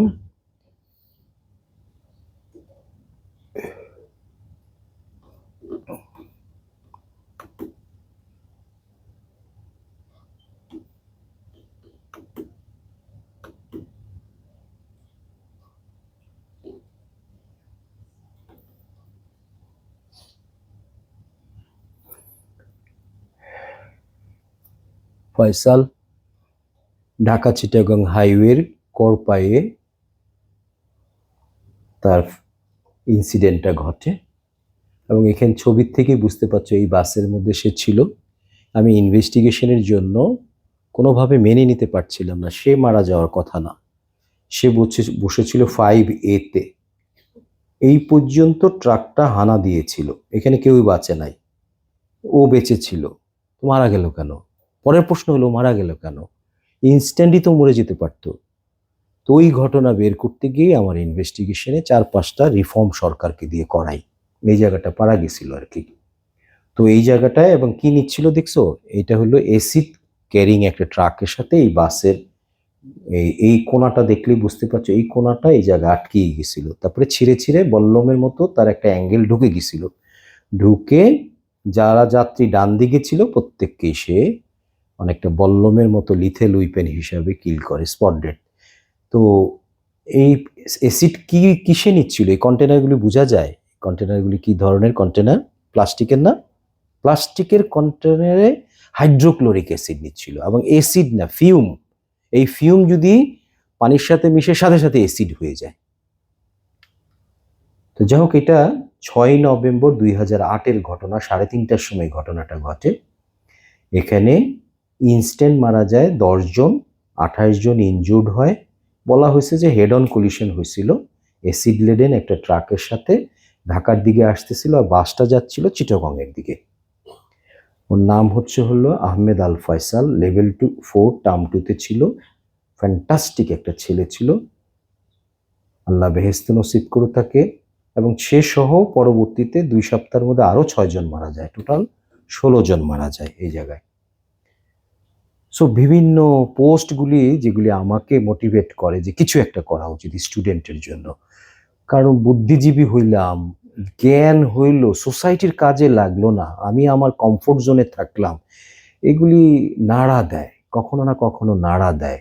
পার্টিকুলারলি এই জায়গায় হয়তো স্বার্থপরের মতো আমার স্টুডেন্ট, পড়িয়েছি 2টা ক্লাসে, কেন মারা যাবে, কেন উত্তরটা খোঁজার জন্য অনেক দৌড়াদৌড়ি করি, এবং করার পর আমরা ইনভেস্টিগেশনের জন্য বড় একটা টিম করি, এবং এখানে অনেকে জড়িত ছিল, হাইওয়ে পুলিশ ছিল, ফাঁড়ি ছিল, ফায়ার ব্রিগেড ছিল, বাস কোম্পানি ছিল, 2টা মেডিকেল কলেজে জড়িত ছিল, এবং যে কেমিক্যাল নিয়ে আসছিল সেই কেমিক্যাল ইম্পোর্টার, তার বাস মালিক, ট্রাক মালিক, বাস মালিক, বাসের জন্য সায়দাবাদে গিয়েছিলাম, অনেক মুভমেন্ট করে। এবং এসিডটা আসছে কোন দিক দিয়ে? চিটাং পোর্ট হয়ে। আমার মনে হয়েছে চিটাং পোর্টই তো বলতে পারতো, ভাই খোলা ট্রাকে আপনি অ্যাসিড নেবেন না, এটা অন্যান্য দেশে কিন্তু করে, যেখান দিয়ে আসে তারই একটা রেগুলেটরি দায়িত্ব। হ্যাজার্ডাস ম্যাটেরিয়াল আপনি এভাবে নেবেন কেন? একটা কাভার্ড ভ্যানে করে নেন, অ্যাক্সিডেন্ট ঘটলেও এসিডটা বের হবে না, অথবা একটা ট্রিপল দিয়ে নেন। বুঝাতে পারছি? এটা কে বলে দিতে পারতো যে শিপ থেকে নামলো, ট্রাকে তুলতেছে, ট্রাক এখন চিটাগং পোর্টটা পার হবে, তখনই তো বলে দিতে পারে। আমি সেখানেও গিয়েছিলাম। এনিওয়ে, এগুলি হচ্ছিল ফিল্ডের এবং স্টেক হোল্ডার এঙ্গেজমেন্ট করেছি সব অনেক। কারণ তোমাকে যদি রুট কজে যেতে হয়, you have to have very quality information. অনেকে না একটু গেলে পরে ঢাকার থেকে আসছি, হয়তো আমাকে চেনে, কথা বলার যে কি তার আকুতি এবং তারটা যেন শুনতে হয়, সেই জন্য সুগার কোটিং করে কথাগুলো এক্সট্রা এক্সট্রা কথা বলে। ওখানেও তোমাকে ফিল্টার করতে হবে এবং একটা জিনিস অ্যাকসেপ্ট করতে গেলে এটাকে কিন্তু ভেটিং করতে হবে, কারণ তুমি তো একটা ভার্ডিক্ট দিতে যাচ্ছ কনফিডেন্টলি, তাহলে you have to be very sanguine. Otherwise এরকম ভাষা ভাষার কথা তুমিও তো দায়ী হয়ে যাবা। সো এনিওয়ে, তারপরে যেই জায়গায় মানে এই এই বাস এবং ট্রাক ছিল সেখানেও যাই। এটা হলো লোকেশনটা দেখো, এই ঢাকার থেকে কুমিল্লা যাওয়ার পথে, এই কুমিল্লার খুব কাছাকাছি, সে কুমিল্লায় চলেই আসছিল, হয়তো ফোনে কথা বলছিল বাবা মার সাথে। এই সেই স্পটটা, এটা হলো চিটাগং এর দিকে, তার মানে কুমিল্লার দিকে। এদিকে আমার ছাত্র যাচ্ছিল বাসে করে এখানে, আর চিটাগং থেকে এসিড নিয়ে ঢাকার দিকে নারায়ণগঞ্জের দিকে আসতেছিল। রেড স্পটটা, এখানেই কলিশনটা হয়। কেমনে হয়? রিকনস্ট্রাকশন অফ ইভেন্টটা আমি যত তাড়াতাড়ি বলছি এত তাড়াতাড়ি হয়নি। এখানে ট্রিগার করে কি, এটাও 2 লেনের, দেখো ট্রিগার করবে কে, এখানে একটা বাজার আছে, বাজার এবং কনফেকশনারি আছে, এখানে যাত্রী উঠানামা করে। তাহলে অলরেডি একটা বাস কিন্তু দাঁড়ানো, ফয়সালের বাসটা যাচ্ছিল এখান থেকে, তাহলে সামনে দেখলো তার রাস্তাটা বন্ধ, তাহলে সে কোথায় যাবে? রং সাইডে গিয়ে ওভারটেক করবে। আর রং সাইড দিয়ে কিন্তু যে দূরে ট্রাকটা আসতেছে, তো মানুষ যখন ওভারটেক করে একটা পারসেপশন তৈরি হয় যে আমি ওই ট্রাকটা আসতে আসতে আমি কি চলে যেতে পারবো, এই ক্যালকুলেশন করে একটা ঝুঁকি নেয়, ঝুঁকি নিয়ে রং সাইডে তাড়াতাড়ি গিয়ে ফেরত আসে। এই সেই ফয়সালের বাসটা এখানে রং সাইডে গেল, রং সাইডে গেল, গিয়ে এই জায়গা, এই জায়গাটার মধ্যে এই যে বাসটা রং সাইডে ছিল, ফেরত আসতে আসতে আবার এই ট্রাকটাও এইদিকে চাপতে চাপতেই, আসলে হেড অন না, এই সাইড অন, এই সাংবাদিকরাও লিখতে পারে না। হেড অন করতে গেলে তুমি কিন্তু গাড়ির মুখের দিকে তাকাবা, হেড অন মানে পুরোটা নাক বোতা হয়ে যাবে। তো আমি তো দেখতেছি দুজনের রাইট সাইডটার মধ্যে গন্ডগোল, তাহলে ওটার মধ্যে অনেক স্টোরি টেল করে। ভোতা হলে সামনের দিকে লোকজন মারা যাবে, সাইড অন হলে অনেকে মারা যাবে। কেন? এগুলি আমি ইনভেস্টিগেশন করতে করতে আমার অভিজ্ঞতা হয়ে গেছে। তো এই জায়গাটার মধ্যে লক্ষ্য করে দেখো, আমি সিনারিওটা বলি, এখানে কিন্তু একটা ডিচ আছে, এটা মাছের চাষ হয় এই জায়গাটার মধ্যে। আমাকে এই ভদ্রলোক দেখে বলল যে স্যার আমারও কিছু কম্পেনসেশনের ব্যবস্থা করেন, কারণ আমার মাছ 5 লক্ষ টাকার মারা গেছে। কারণ এখানে ট্রাকটা পড়ার পরে যে থেকে ট্রাকটা এই দিক থেকে এসে উল্টায় পড়ার পর যেই ড্রামগুলি প্লাস্টিকের ছিল এগুলো তো ভেঙে গেল, সেইটা গড়িয়ে গড়িয়ে যখন এই খামারের মধ্যে পড়ছে, ফিশ পন্ডে পড়ছে, ফিশগুলি মারা গেছে, ওই রাতেই মারা গেছে। এবং এখানে গাছগুলিও পুড়ে যায়। এবং এই সাইডে হলো গিয়ে আল্লাহ বাঁচাইছে, এইদিকে আর যায় নাই বাসটা, না গিয়ে রাস্তায় থেমে গেছে। যদি এদিকে যেত, এই বাজারে ঢুকলে পরে প্রচুর লোক মারা যেত। কিন্তু তো অনেকটা ঘটনাটা এরকম, এই যে একটা বাস 2 লেনের রাস্তায় দাঁড়িয়ে আছে, তাকে ওভারটেক করছে, তার অপোজিট থেকে একটা ট্রাক আসতেছে, এটা আন্ডারস্ট্যান্ডিং এ করে। এবং ড্রাইভারের একটা পারসেপশন হলো, আমি যদি আমার মাথাটা বের করতে পারি আমার বডি বের হয়ে যাবে। এটা হলো ড্রাইভারদেরই। অনেক সময় দেখবা একটা টাইট রেডিয়াসের ইসের মধ্যে, রাস্তার মধ্যে ও কোনোভাবে মাথাটা বের করে, তাহলে বডিটা বের হয়ে যাবে। এটা পুরো পৃথিবীর ড্রাইভারদেরই কিন্তু এটা কনসেপশন। আমাদের দেশে ওই যে শোল্ডারটা বাড়ায় ফেলে, তাহলে মাথা বের হলো কিন্তু শোল্ডার যেহেতু 8 ইঞ্চি বাড়ানো, এই সামান্য একটু ঘটনায় কিন্তু রাত দিন চেঞ্জ হয়ে যায় অন্যান্য দেশের তুলনায়। এবং ড্রাইভারদের ভুলটা ওই জায়গাটার মধ্যে হয়। এখানে বড় ধরনের, আমি আমার হিসাবে বলে 4 কি 5 ইঞ্চির একটা এরার ছিল, ওই এরারের জন্যই ঘটনাটা ঘটছে। আর নাহলে দুইজনই চোখে চোখে দেখতেছে, দিনের বেলা 3:30টার সময় সবই তো দেখতেছে, তাহলে ক্যালকুলেশনের মধ্যে গন্ডগোল ছিল। তাহলে এই যে দেখাচ্ছিলাম এই সাইডটার মধ্যে মার্কেটটা, এখানে অনেক লোক ছিল। দেখো এইটাকে বলে রিভার্স ইঞ্জিনিয়ারিং। যখন এই ডিসিপ্লিনে তুমি কোনো একটা কাজ করবা, তোমাকে ব্যাক প্রপাগেশনে যেতে হবে। ডেন্টিংটা আগে দেখবা, এই যে এই জায়গায় ছিঁড়ে ফেলছে কতটুকু পর্যন্ত, আমি যদি হরিজন্টালি দেখি এই যে দেখো ছিঁড়ছে এই পর্যন্ত। আমি যে বলছি তোমাদেরকে আমার ছাত্র বসেছিল এই জায়গায়, ও মারা যায় কিভাবে? আমার জিজ্ঞাসা, অলওয়েজ অ্যাক্সিডেন্ট ইনভেস্টিগেশনে কোশ্চেন রাখবা। মারা গেল সামনের, তাহলে পেছনে বসেছিল সে মারা যাবে কেন? বুঝাতে পারছি? তো অলওয়েজ কোনো না কোনো পোস্টুলেশন থাকতে হয়, সেটাকে ভ্যালিডেশন করতে হয়। তুমি গবেষক হিসাবে তোমার মাথার মধ্যে ডেফিনেটলি কোনো না কোনো একটা অ্যান্সার থাকতে হবে, অ্যান্সারটা সত্যি কিনা প্রুফ করতে হয়। তোমাদের কেউ কেউ যদি এটার ইনফার করতে পারো, বলো তো দেখি এখানে বসে মারা গেল কেন?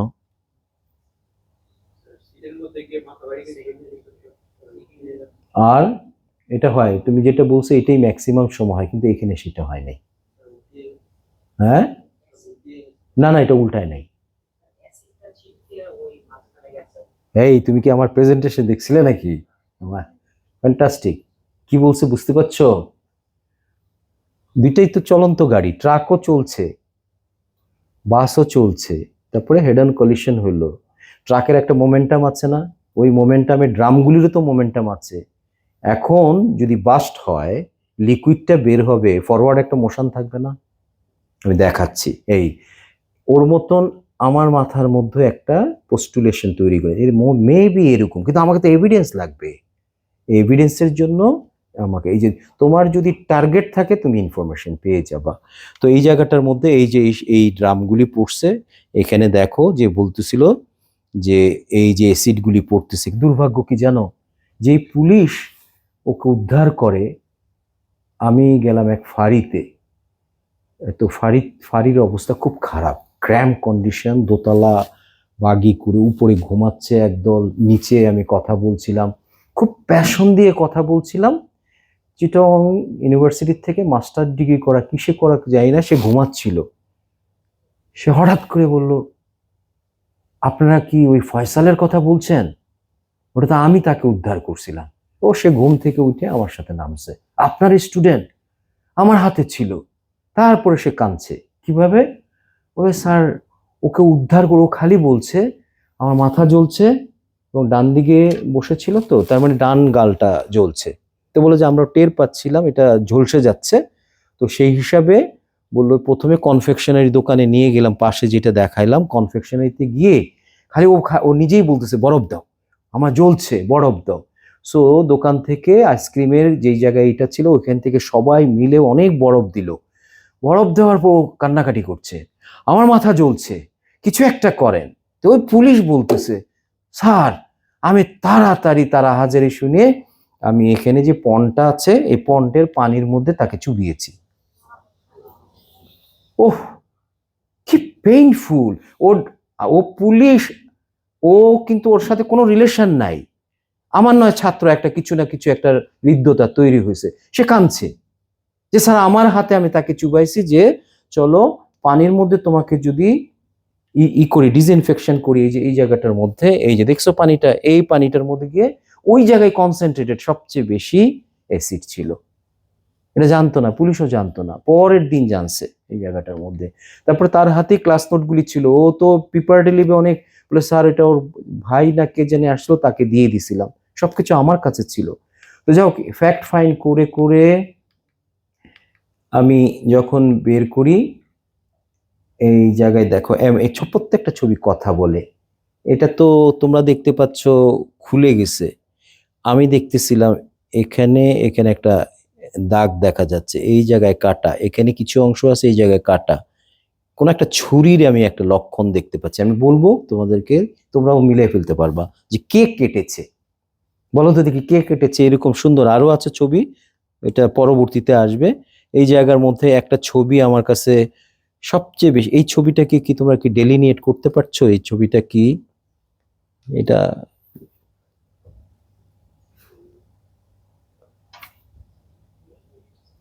সরি, আমি তোমাদের খুব নেকেটলি দেখায় ফেলছি, এগুলো ভেরি ডিস্টার্বিং। তোমাদের ডিসক্রিপশন অ্যালাউ করছি, মানে চাচ্ছি। যারা যারা এটা দেখতে পারবে না, এগুলো আমার মনে হয় একটু করে রাখো। এই ছবিটা আমি বলবো আমার লাইফের, এই যে তোমাদেরকে আজকে দেখানোর জন্য আমি উদ্বুদ্ধ হলাম, কেন আমার সাকসেস আছে এই জায়গায়। এই ঘটনাটা আমি অনেক দূর পর্যন্ত নিয়ে সারা বাংলাদেশে সংস্কার করে নিয়ে আসছি জাস্ট এই একটা ছবির জন্য।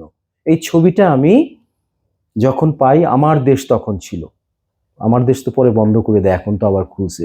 সেই আমার দেশ পত্রিকার থেকে এটা যখন নিলাম, দেখো এই জায়গায় একটা হুক আছে, এটাকে বলা হয় একটা অ্যাঙ্গেল। এই অ্যাঙ্গেলের মধ্যে এই লাশটা ঝুলে আছে। আমি তখন হাইওয়ে পুলিশের কাছে যাই, এই ছবিটা দেখায়, বলে হ্যাঁ স্যার এবার ঘটনা শোনেন। ওই যে বললাম অ্যাঙ্গেলগুলি সিটের মধ্যে যারা যারা বসেছিল প্রত্যেককে বল্লমের মতো করছে, আর একে করছে কি একদম সিটে বসেছিল এইটাকে পেটের ভিতরে ঢুকে লুপ হয়ে তাকে সহ চলে আসছে। ট্রাকটা উল্টাইছে, ট্রাকের সাথে লাগানো ছিল অ্যাঙ্গেলটা, লাশ সহ তখন বাইরে নিয়ে আসছে। এই সেই ছবি, থিমেটিক ছবি। আমাকে এত বেশি মুভ করছিল, আমি যখন অ্যাঙ্গেলটা দেখছি তখনই একটা ডিটারমিনেশন হয়েছিল যে আমি এটা কিছু একটা করে ছাড়বো। এই দেশে করা অত্যন্ত কঠিন, সব হচ্ছিল দুষ্ট লোক এই জায়গায়। তো এনিওয়ে, পুলিশ কি বলছে এবার শোনো। স্যার সবাইকে উদ্ধার করতে পারছি, এখানে উদ্ধার করতে পারি নাই। পরে ব্লো টর্চ দিয়ে এখানে কাটছে। ব্লো টর্চ বুঝতে পারছো তো, ওই যে স্টিল কাটার জন্য অক্সিএসিটিন সিলিন্ডার দিয়ে ফ্লেম দিয়ে এটাকে কাটছে, কেটে বললো যে সাইডে নিয়ে আসছি। আসার পর ওর আত্মীয় স্বজন কেউ নাই, ডিসফিগার্ড হয়ে গেছে। আঞ্জুমান মফিদুলি দিবে, তোরা বলতেছিল আপনারা পেটের ভিতর থেকে হুকটা বের করে দেন। বলে পারি নাই স্যার। এমন ভাবে পেটের ভিতরে যে ঢুকছে, এবং তাকে দাফন করা হয়েছে হুক সহ। প্রতিটা ঘটনা আমি ক্যাপচার করি, জানি এটাকে সেন্সারাইজ করতে হবে হায়ার আপে, তাদেরকে এগুলি বলতে হবে। এনিওয়ে, এই ঘটনার পর এই ট্রাক বাসগুলি দেখলাম, এই যে দেখো আমি খোঁজা আরম্ভ করলাম কোন দিকে কোন দিকে। এই বলো তো দেখি, তোমরা নিজেরাই বলো, এই সাইডটা কিছু হয়েছে? হ্যাঁ, তোমাকে কথা বলছে তো, তাহলে ডেফিনেটলি হেড অন কলিশন হয় নাই। ডেঞ্জারাস। হেড অন কলিশন হলে কিন্তু হঠাৎ করে থেমে যাবে, জিরো হয়ে যাবে দুইটার স্পিড, তখন ভেতরে অকুপেন্টরা ছুঁড়ে কোথাও না কোথাও যে বাড়ি খাবে কারো মাথায় টাথায়। কিন্তু এটা যদি সাইড অন হয় তাহলে বল্লম ঢুকবে। ওই বল্লমটা আছে কোথায়? ট্রাকের মধ্যে। এবং সবচেয়ে বলো তো দেখি, ট্রাকের বডিটা হলো সবচেয়ে স্ট্রং, আর বাসের সবচেয়ে দুর্বল জায়গাটা কোনটা? এই সাইডগুলি দেখো, অ্যালুমিনিয়ামের ফ্রেম, অ্যালুমিনিয়ামের ফ্রেমের মধ্যে গ্লাস, এটা কোনো স্টিফনেস নাই তো, এমনি তো ভেঙে যায়। তো সেই হিসাবে দুর্বল জায়গায় আমি জানি না, তোমরা যখনও রাস্তায় চলাচল করো, হায়াত মৌত আল্লাহর হাতে, ডান দিকে অ্যাভয়েড করো, বিশেষ করে বাসের মধ্যে। তো এই যে এটার দেখো, এই ট্রাকটাও দেখো যে কিল করেছে, তার কিছু হয়েছে? এই সাইডে কিছু হয় নাই তো। আমি এখানে কতগুলি ডেন্টিং পেয়েছি, এখানে বাম্পারটা চেপে গেছে, এখানে আছে, দেন এটা খুলে গেছে। হ্যাঁ, এই জিনিসগুলি কথা বলছে। এবং আমি বলি এই ট্রাকটা ইন্টারন্যাশনালি সমান ইউনিফর্ম উইডথের থাকার কথা, কিন্তু বেশি মাল ক্যারি করার জন্য লম্বায় বাড়ায়, চওড়ায় বাড়ায়, উচ্চতায় বাড়ায়। বুঝাতে পারছি? তুমি কিনলা 16 টন নেওয়ার জন্য, ম্যানুফ্যাকচারার বলে দিছে খবরদার, আমার ইঞ্জিন, আমার সাসপেনশন সব কিছু আমি টেস্ট করেছি 16 টনের জন্য, কিন্তু আমাদের দেশে তো সব অবিবেচক, নিব 32 টন। তো ক্যারিয়ার সাইজ বাড়াইতে হবে না? কেবিনটা বাড়াতে পারে না কারণ ম্যানুফ্যাকচারার দিয়ে দেয়, কিন্তু এটা লম্বা, ওই যে দেখো লম্বা বাড়াইছে, এইটা হলো রিয়েল ক্যারিয়ার, এটাকে উচ্চতা বাড়াইছে, দেন চওড়াটা বাড়াইছে। আমাদের আশেপাশের দেশগুলি তোমাদেরকে দেখাবো, জানি না এটা আছে কিনা, উচ্চতা বাড়ায়, লম্বা বাড়ায়, কিন্তু কখনো চওড়াটা বাড়াইতে দেয় না। বলো তো দেখি, লম্বা, চওড়া, উচ্চতা, ঝুঁকি কোনটা বেশি? চওড়াটা। এই কমন সেন্সটা আমাদের নাই। আমি এই ছবিগুলি দেখিয়ে মিনিস্টার থেকে আরম্ভ করে যত ট্রান্সপোর্ট লিডার আছে, আমরা কি মঙ্গল গ্রহের থেকে আসছি? নেপাল করে না, শ্রীলঙ্কা করে না, ভুটান করে না, ইন্ডিয়া করে না, পাকিস্তান করে না, আমরা কেন চওড়া করি? তারপরে বিআরটি এর চেয়ারম্যানকে ধরছিলাম। বিআরটির চেয়ারম্যান অত্যন্ত কি বলবো, এত বেশি অ্যাটাচড হয়ে গেছিল, উনি না হলে পরে আমি সারা দেশ থেকে এটা উদ্ধার করতে পারতাম না। কারণ কথাগুলি বলেছিলাম, ইহকালে বেঁচে গেলেন, পরকালে কিন্তু আল্লাহ ধরবে আপনাদেরকে। কয় ডিগ্রি অফ মার্ডারের জন্য ধরবে? 2টার জন্য ধরবে। কেমনে ধরবে? আপনারা ফিটনেস দিচ্ছেন, ফিটনেস নেওয়ার জন্য প্রতি বছর আপনার কাছে যায়, আপনি দেখে দিবেন না এটা কোনটা ঝুঁকি? আপনি দেখে দেন নাই। এই ঘটনার জন্য চালককে জেলখানায় ঢুকাইছে, তো সে তো পানিশমেন্ট হওয়ার কথা না। তো নির্দোষ লোকের পানিশমেন্ট হলো, এটার জন্য আপনি পানিশড হবেন, আর আপনার কাজটার গাফিলতি করার জন্য দুর্ঘটনা ঘটছে সেইটারও পানিশমেন্ট আল্লাহর কাছে পাবেন। কিছু কিছু হেদায়েতের কথাও বলছিলাম, কাজ দিছে। দেওয়ার পর এই যে দেখো, বোঝা যাচ্ছে এই ট্রাকটার এই জায়গাটা।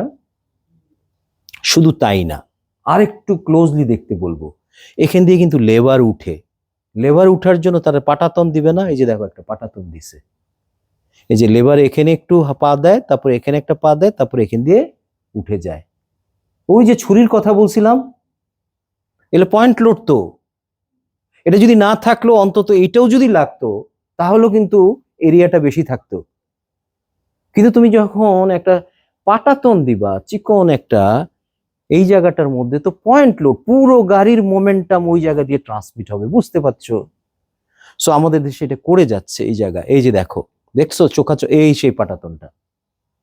আমি বললাম না, প্রত্যেকটা ছবি কথা বলে খুঁজতে গেলে তুই পেয়ে যাবা যে কে কাটলো এরকম ভাবে। এই যে কাটছে, এই যে ভদ্রলোক, এই সেই ট্রাকে যাচ্ছে, দেখছো এই যে অ্যাঙ্গেল, এই অ্যাঙ্গেলগুলি দেওয়া, এইটাই চওড়া, এইটাই বাসের ভিতরে ঢুকে যায়। এই হলো বাসটা, আসিফ বসেছিল এই জায়গাটার মধ্যে। পরের প্রশ্ন আমি বের করলাম যে আমার ছাত্র কেন বলছিল মাথার মধ্যে, প্রতিটা কথাই তো ও তো আর সেই মুহূর্তে লাই করবে না, তো ও বলছে আমার মাথায় প্রচন্ড হচ্ছে এবং ফেসের মধ্যে হচ্ছে। তো ফেসটা বোঝা যায় ডান দিকে ছিল, আমি দেখছি তার ডান দিকটা ঝলসে গেছে, আমি মাথারটা বুঝতে পারছিলাম না, এবং ডাক্তার বললো ওই মাথারটাই অ্যাসিড পেনিট্রেট করে তার ব্রেনে ঢুকে গেছে, আমরা কিছু করতে পারবো না। তার মানে ওইটাই ছিল মেইন রিজন। তো 5 নম্বর সিটে আমি গেলাম সায়দাবাদে, টিকিট খুঁজে বের করলাম, 5A গুনে দেখলাম এই জায়গায় বসা, তো মারা যায় কিভাবে? দেখো আমি ট্রেস মার্ক খুঁজে পেলাম। এটা কিসের ট্রেস বলো তো দেখি?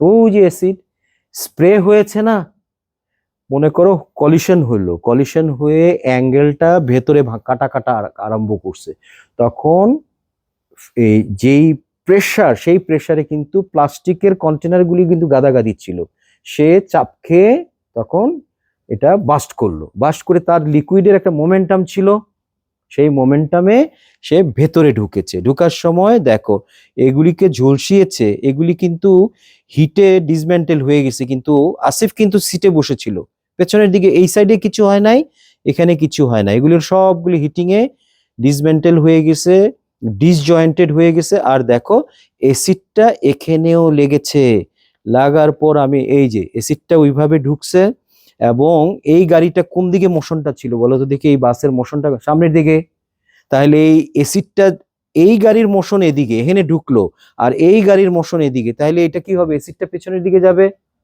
স্বাভাবিক, সায়েন্স বলে।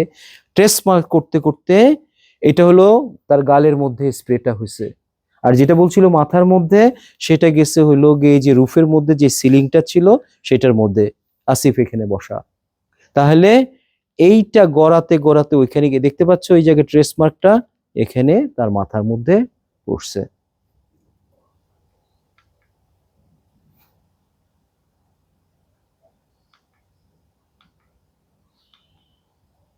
এখানে দেখানোর জন্য তোমাদের সাইড বাই সাইড দেখাচ্ছি যে সবচেয়ে স্ট্রং এবং সবচেয়ে দুর্বল যেই এটা হচ্ছে হলো এই ট্রাকের এই অ্যাঙ্গেল।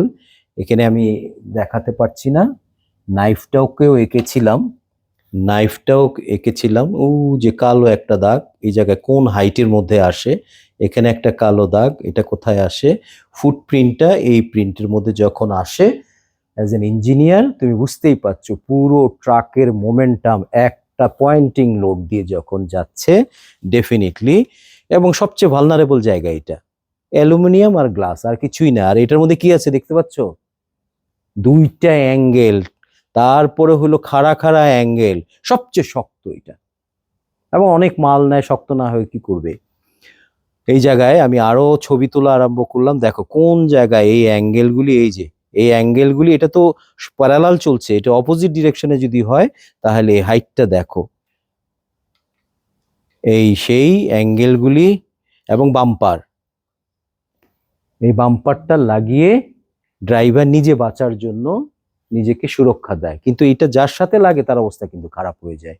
এটা টোটালি ইললিগেল, পৃথিবীর কোথাও এটা লাগায় না এটা। এবং আমি তোমাদের কিছু ছবি দেখাই, যতটুকু তোমরা দেখলা এইটার রেসপেক্টে বলো তো দেখি, কালপ্রিট নাই, কিন্তু আচরটা দেখলে বোঝা যাচ্ছে কে করেছে। ট্রাক, এই যে দেখো দাগ একটা দেখো কেটে দিয়েছে, ওই জায়গায় দেখো কাটা, এটাকে কে ছুলে ফেলেছে। এক সাইড কিন্তু ঠিক আছে, আর এক সাইডে 17 জন লোক মারা গেছে এই জায়গায়। আমি ভিডিওটা দেখাতে পারবো না। একটা লোক বলতেছে সকালবেলা আমরা দাঁত মাজতেছিলাম, হঠাৎ করে একটা আওয়াজ আসলো, এসে দেখি কি প্রত্যেকের নাড়ি ভুড়ি বের হয়ে গেছে। ওই যে অ্যাঙ্গেলটা যখন ঢুকছে, এই কথাগুলি আগেও শুনছি কিন্তু আমি তখনও কোরিলেট করতে পারিনি। এই অ্যাক্সিডেন্ট ইনভেস্টিগেশন করতে গিয়ে আমি তো সিগনেচার ড্যামেজ দেখে ফেললাম। এটা কে করছে ট্রাক দেখার দরকার নাই, বলতে হবে একটা ট্রাক তার সাইড অন হয়েছে, ইনভ্যারিয়েবলি খুঁজে পাবা ট্রাক, এবং কে করছে অ্যাঙ্গেলটা দিয়ে করেছে। এইভাবে এই জায়গায় দেখো এই পাশটা ঠিক আছে, এই পাশটা ঠিক আছে, এই পাশটা ছিলে ফেলছে। তার মানে তোমাদেরকে যেটা বলছিলাম, ট্রাক ড্রাইভার মনে করে কি আমি তো সামনে বের হয়ে গেলাম। প্রতিটা গাড়ি দেখবা ইউনিফর্ম ইন উইথ, যে কোনো বাস দেখো, প্যাসেঞ্জার গাড়ি দেখো, সব একই রকম উইথ। তো ড্রাইভার সামনের দিকে থাকে, সে যদি কোনো একটা চিপা জায়গা থেকে বের হয় পেছনটাও বের হয়ে যায়, কিন্তু ট্রাকের যে শোল্ডারটার যেই পারসেপশনটা, ক্যালিব্রেশনটা, সেটা তো আর হয় নাই। এই 2-1 ইঞ্চির জন্যই ঘটনাগুলি ঘটে যায়। এই যে দেখো কি অবস্থা করেছে, এখানেও প্রায় 15-16 জন মারা যায়। ওই যে দেখো ট্রাকটা এই কোনাটা দিয়ে এটাকে ছিলে ফেলছে। এই যে দেখো পার্শিয়াল বা হেড অন কলিশনটা কিভাবে হয়। খবর প্রীতম, হ্যাঁ হ্যাঁ কেমন আছেন? Half an hour, half an hour. হ্যাঁ আচ্ছা, যাই হোক, এই যে এই শাবাব না হয়তো গেটে দেখো চাবিটা রেখে যাবে, ওকে ওকে ঠিক তাহলে আছে ইয়ে করো, যদি আর ঠিক নাহলে আছে তুমি যদি ঠিক সরাসরি আছে ঠিক ক্লাবে আছে যাও তো যেও। ঠিক আছে। ও আজকে ক্লাবের প্রোগ্রাম আছে নাকি? তো যাই হোক, এই এই সেই ছবিটা বড় করে দেখাচ্ছি এই জায়গাটার মধ্যে, ওই যে অ্যাঙ্গেলটা, এবার বুঝতে পারছো তো গাড়ির এই জায়গায় যে অ্যাঙ্গেলটা ছিল, এই অ্যাঙ্গেলগুলি যখন ঢুকে ঢুকে এই জায়গাটার মধ্যে হুক দিয়ে বের করে নিয়ে আসে এই জায়গাটার মধ্যে। ইন্ডিয়ান গাড়ি দেখো তো দেখি, ইউনিফর্ম উইথ না, cabin and career same with, কিন্তু হাইটটা বাড়াইছে না তারা, অ্যালাউ করছে। ওরাও আমাদের মতনই তো, সোশিও ইকোনমিক ল্যান্ডস্কেপ একই রকম, ওরাও কিন্তু বেশি মাল নেয়। এই যে দেখো, দেখতে পাচ্ছ ওদের ড্রাইভাররা কোন দিক দিয়ে উঠে দেখো তো দেখি, বা লেবাররা কোন দিক দিয়ে উঠে।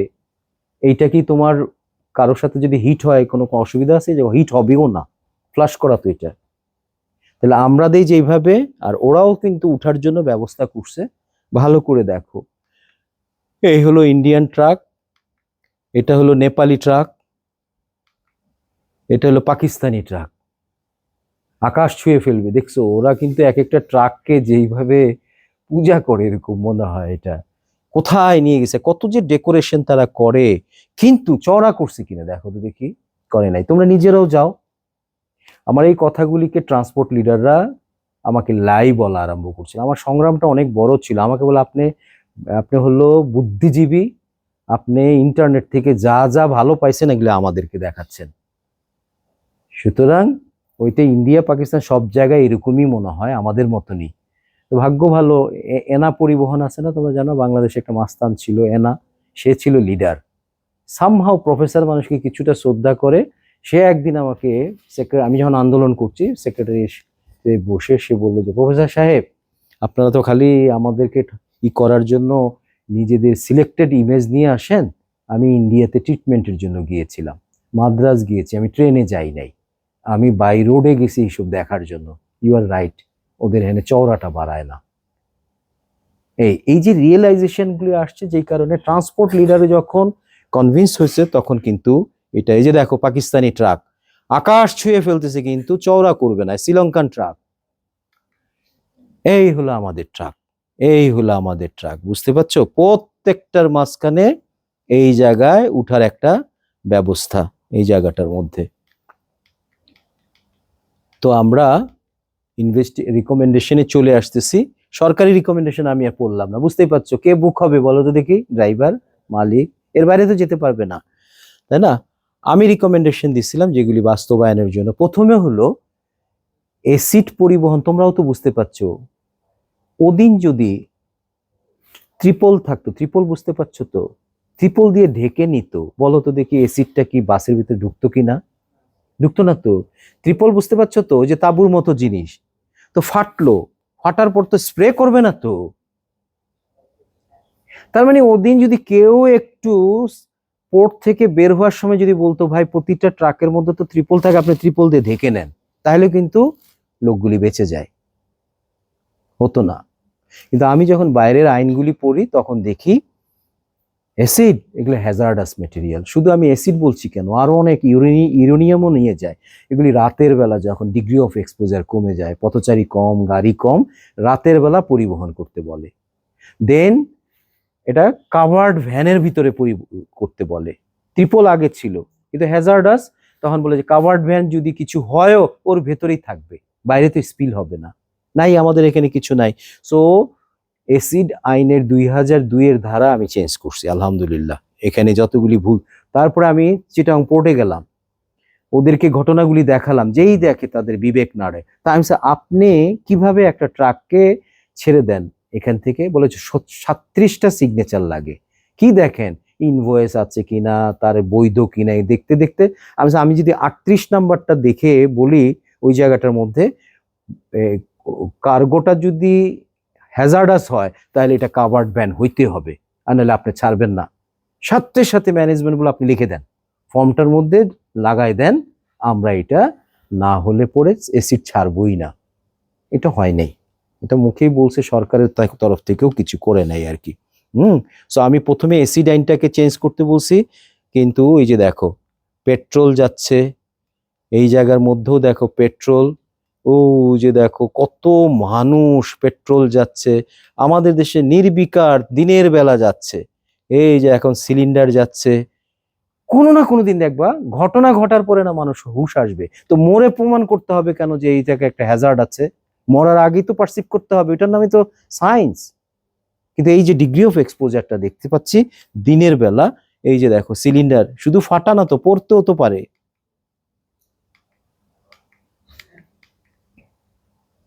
সো যেটা প্রথমেই তোমাদেরকে বলছিলাম, আমাকে যে জিনিসটা খুব বেশি মুভ করছে আমার হার্টটাকে, এর ফ্রেন্ডরা কয়েকটা, আমি সাক্ষাৎকারও নেই, এবং দেখো কি লিখছে, Faisals have expired in this way before, Faisal will expire in this country again, but who cares. প্রত্যেকে এইভাবে কতগুলি প্রশ্ন জাতির সামনে তুলছে। তা আমি এরপরে যেইভাবে এটাকে ইমপ্লিমেন্ট করলাম, এটার কয়েকটা স্ন্যাপশট দিয়ে শেষ করছি। চেহারা সুরত দেখে মনে হচ্ছে তোমরা খুব টায়ার্ড হয়ে গেছো।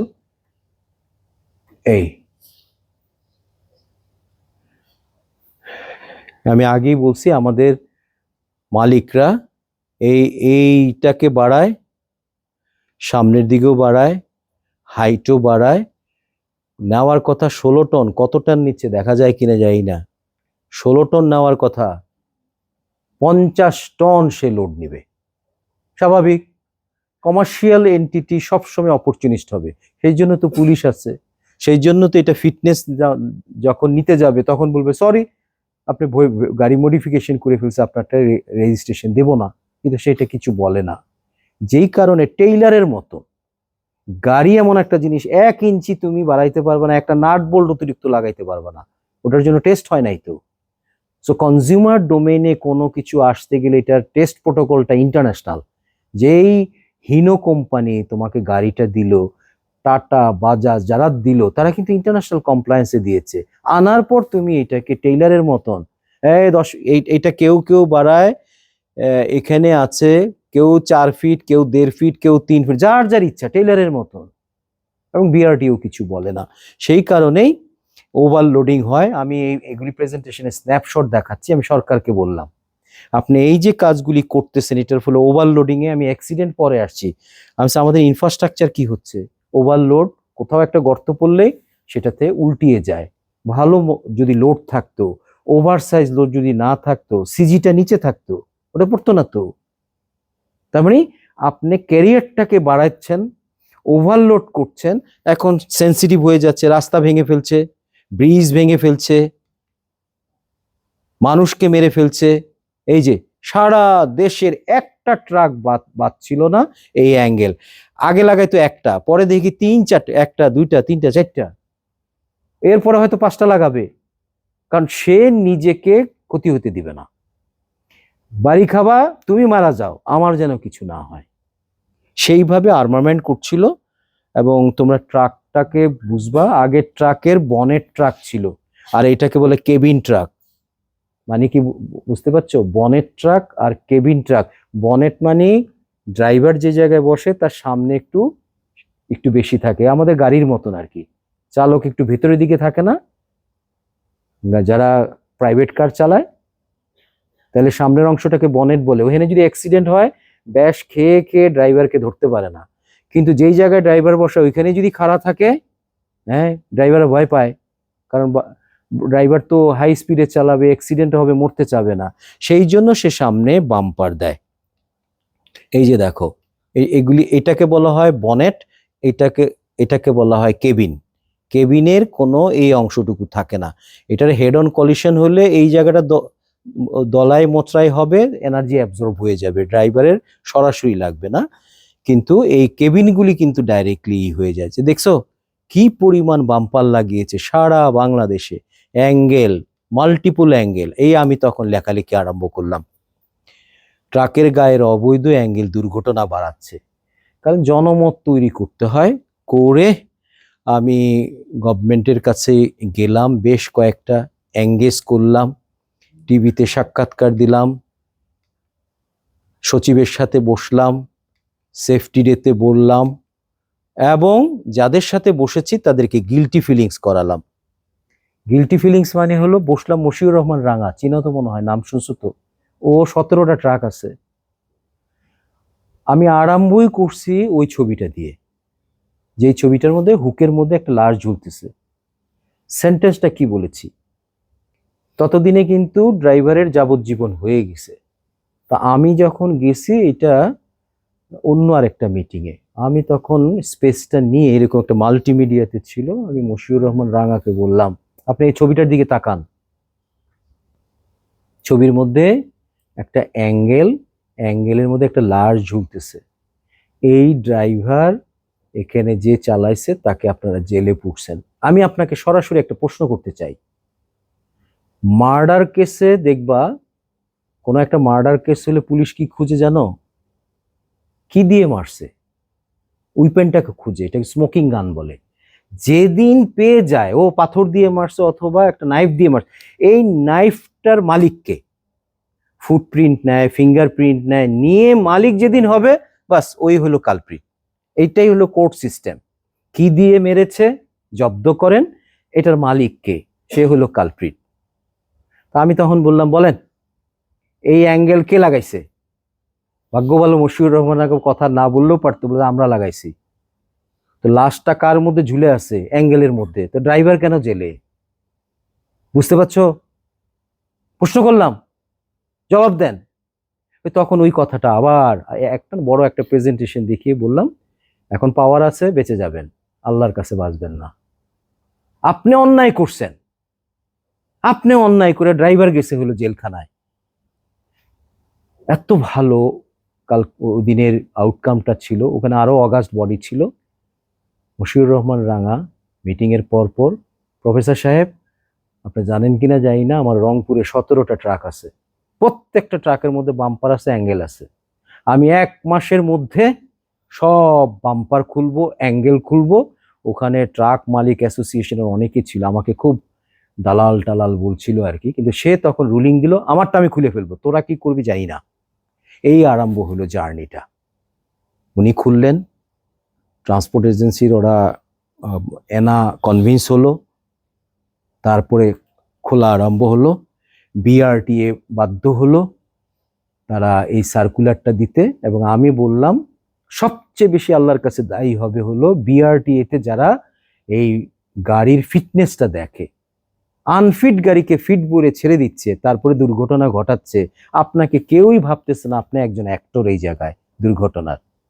এইভাবে কিন্তু চলতে পারে না। যা হোক, তাদেরকে সারাদিন ব্যাপী 64টা ডিস্ট্রিক্ট থেকে ইন্সপেক্টররা আসছিল, তাদেরকেও হেদায়েত দিয়েছি। দেওয়ার পর এই ধরনের খোলার জন্য করে সে চেয়ারম্যান, এই বিআরটি এর সেক্রেটারি ছিল আর কি, তাদেরকে হাই অথরিটিকে দেই, পুলিশকে দেই। দেওয়ার পর এই যে স্বেচ্ছায় বাম্পার অ্যাঙ্গেল খুলছেন মালিকরা, এটা আবার এনকারেজিং, আবার মিডিয়াতে যাই, তাদেরকে করি। তারপরে 2018-তে দেখো দিদি কি বাম্পার আছে কিনা, অ্যাঙ্গেল আছে কিনা। আলহামদুলিল্লাহ চলে গেছে, নাই। এটা হলো আমি কিছুদিন আগে একটা পেয়েছি, এটা তেজগাঁয়ে যাবা, প্রচুর ট্রাক, একটু তাকিয়ে দেখবা আছে কিনা। কেউ খুলতে চায় নাই, কিন্তু এটার কনসিকুয়েন্সটা যখন দেখানো হলো সারা বাংলাদেশেই খুলেছে। এই ছিল বিফোরে, প্রত্যেকটার ছিল, এবং অ্যাঙ্গেল ছিল। এখানে এই জায়গায় কি, এটা একটা ফ্ল্যাট একটা পাত দেখা যায়, অ্যাঙ্গেল না, অ্যাঙ্গেল কিন্তু অন্য জিনিস, এখানে পাত। এবং দেখো তো দেখি ইউনিফর্ম আসছে কিনা, ইউনিফর্ম হয়েছে না। এই যে এটা কেবিন, এটা হলো ক্যারিয়ার, মাঝখানে কিন্তু আর কোনো নাই। তো যা হোক, এটা যেই এরিনাতে এটাকে করা হয়েছিল, এখানে গভর্নমেন্টের যাদের ভার আছে তাদের ধার নাই। ধার এবং ভার যদি ফিউশন হয় তাহলে কিন্তু সোসাইটিতে কারেকশন করা যায়। এই কাজটা আনথিঙ্কেবল ছিল, কারণ বাংলাদেশের সবচেয়ে মাসেল পাওয়ার হলো ট্রান্সপোর্ট এজেন্সিদের। ট্রান্সপোর্ট এজেন্সিরা সরকারের সাথে এমনভাবে কি বলবো আতাত থাকে, বিরোধী দল কোনো একটা ঢাকা অচল করবে, দেখো না সব বাস থামায় দেয়, হ্যাঁ, বাস চালায় না, লঞ্চ চালায় না, কেন কাউকে আসতে দিবে না। তো সরকারকে যখন হেল্প করে, ওরাও তখন এক্সপ্লয়েট করে সোসাইটিটাকে। সেই জায়গায় তুমি যে কিছু বলবা আর তোমার কথা শুনবে, কিন্তু এই জায়গাটার মধ্যে ওই যে বললাম ফয়সালের ঘটনাটায় যেই প্যাশন দিয়েছিল, ফ্যাক্ট ফাইন্ড করতে পারছিলাম, এবং সবচেয়ে বেশি এখন বলবো হেদায়েত যদি মানুষকে দেওয়া যায় কথাগুলি বলে, সময় লাগে, আমার 3 বছর সময় লাগছে, তারপরে সারা বাংলাদেশ থেকে এটা হয়েছে আর কি, খোলা সম্ভব হয়েছে। জানি না আবার রিঅ্যাপিয়ার করবে কিনা, কিন্তু এখন যখন আমি চলি অলওয়েজ আমার ফ্রেমওয়ার্কে আছে, আগে ছিল বাম্পার, আগে ছিল অ্যাঙ্গেল, দেখি কি আছে কিনা, নাই। তখন মাঝে মাঝে মনে হয় যেই কাজ কোনোদিন সম্ভব ছিল না সেইটাও সম্ভব যদি ধরে রাখা যায়, কিছু ইঞ্জিনিয়ারিং ফ্যাক্ট ফাইন্ড নিয়ে সামনের দিকে যায়। তোমরা জানি না সামনে তোমাদের অনেক বড় একটা জার্নি আছে, তোমাদের প্রত্যেকেই কোনো না কোনো দিন প্রতিষ্ঠিত হবা। যদি হও, আজকে তোমাদেরকে ইঞ্জিনিয়ারিং ইউনিভার্সিটিতে যে সাবসিডাইজ ফর্মে তোমাদেরকে পড়ানো হলো, অনেক সস্তায় কিন্তু পড়ানো হলো। তোমরা যেদিন এম্পাওয়ার্ড হবে, নলেজ এম্পাওয়ার্ড হবা, ফিনান্সিয়ালি এম্পাওয়ার্ড হবা, এই দেশের জন্য কিছু করার চেষ্টা করবা। অন্যরা কেউ কিছু করবে না, না করলে কিন্তু জনসাধারণ যাদের ট্যাক্স পেয়ারের পয়সা আমরা পড়লাম তাদের প্রতি আমরা কিন্তু দায়ী থেকে যাব। এতক্ষণ হেদায়েতের কথা বলছি, এখন নিজেকেও তো সোল সার্চিং করতে হবে। আমাদের কি ডেস্কটপ এনভায়রনমেন্টে বসে থাকতে হবে? আমি শেষ পর্যন্ত এখন পর্যন্ত প্রায় 25টার মতো দুর্ঘটনার ইনভেস্টিগেশন করি, যখন ফ্যাক্ট ফাইন্ড পাই তখন পাঠিয়ে দিই। এখন আর কথা শুনে না। গত সরকারের সময় এত এলোমেলো হয়ে গেছে, আমাদেরকে ভিলেন ভাবে, আমাদেরকে ফ্রিকশন ভাবে। ওই যে কাবাব মে হাড্ডি বলে না, হ্যাঁ, হাড্ডি মে কাবাব, কোনটা বলে সেটা বলে, আমার নিরস বলে আর কি। এই কি বলে, কিছু সংস্কার টংস্কার দরকার নেই, মেগা প্রজেক্টের কথা বলেন। তো আমরা একটু অপাঙ্ক্তেও হয়ে গেছি আর কি। তারপরও তোমরা ইয়াং সোল আছো, দেশকে কেন পুরো পৃথিবীকে যেখানেই যাবা সোসাইটাল কিছু কন্ট্রিবিউশন করার চেষ্টা করো। জীবনের একটা বয়সে এসে দেখবা ব্যালেন্স শিটের মধ্যে খালি আমি আমি আমি, আমার এই হবে আমার এই হবে, এটা পশুত্বের লক্ষণ। আমাদের কিন্তু নিজের বাইরে গিয়েও যেই সোসাইটিতে আছি, যেই দেশে আছি, যেই বিশ্বে আছি, তার জন্য কিছু কাজ করা। আমি এখানে একটু তোমাদেরকে দেখালাম জাস্ট একটু মোটিভেট করার জন্য। আমিও কখনো অ্যাক্সিডেন্ট ইনভেস্টিগেশনে যাই নাই, কোনো একটা কারণে আমি উদ্বুদ্ধ হয়েছিলাম। কম্পালসিভ স্টাডি করতে গিয়ে মনে হয়েছে যে না, কাজ করতে পারলে অনেকের হুনোজ, অনেকের হয়তো জীবন বেঁচে যাচ্ছে। সো তোমরাও হয়তো সামনে কোনো না কোনো অপরচুনিটি থাকবে, অথবা অপরচুনিটি তৈরি করে নিবা, কন্ট্রিবিউট করবা, সেই প্রত্যাশা থাকলো তোমাদের প্রতি। এবং আমি, তোমরা এই যে ধৈর্য ধরে শুনলা, কেউ চলে যাও নাই, নিজে এনকারেজ ফিল করেছি, কারণ এগুলি স্প্রেড করার ব্যাপার। কারণ অনেক কন্টেন্ট আছে, প্রায় 10-15 বছর ধরে এগুলি তৈরি করা। তো সেই হিসাবে আমি নিজে খুব ভালো ফিল করছি, তোমাদের সাথে আই কন্টাক্টে কথা বলতে পেরেছি। এই ধরনের সুযোগ দেওয়ার জন্য আমি অত্যন্ত কৃতজ্ঞ তোমাদের কাছে। ধন্যবাদ। ওকে।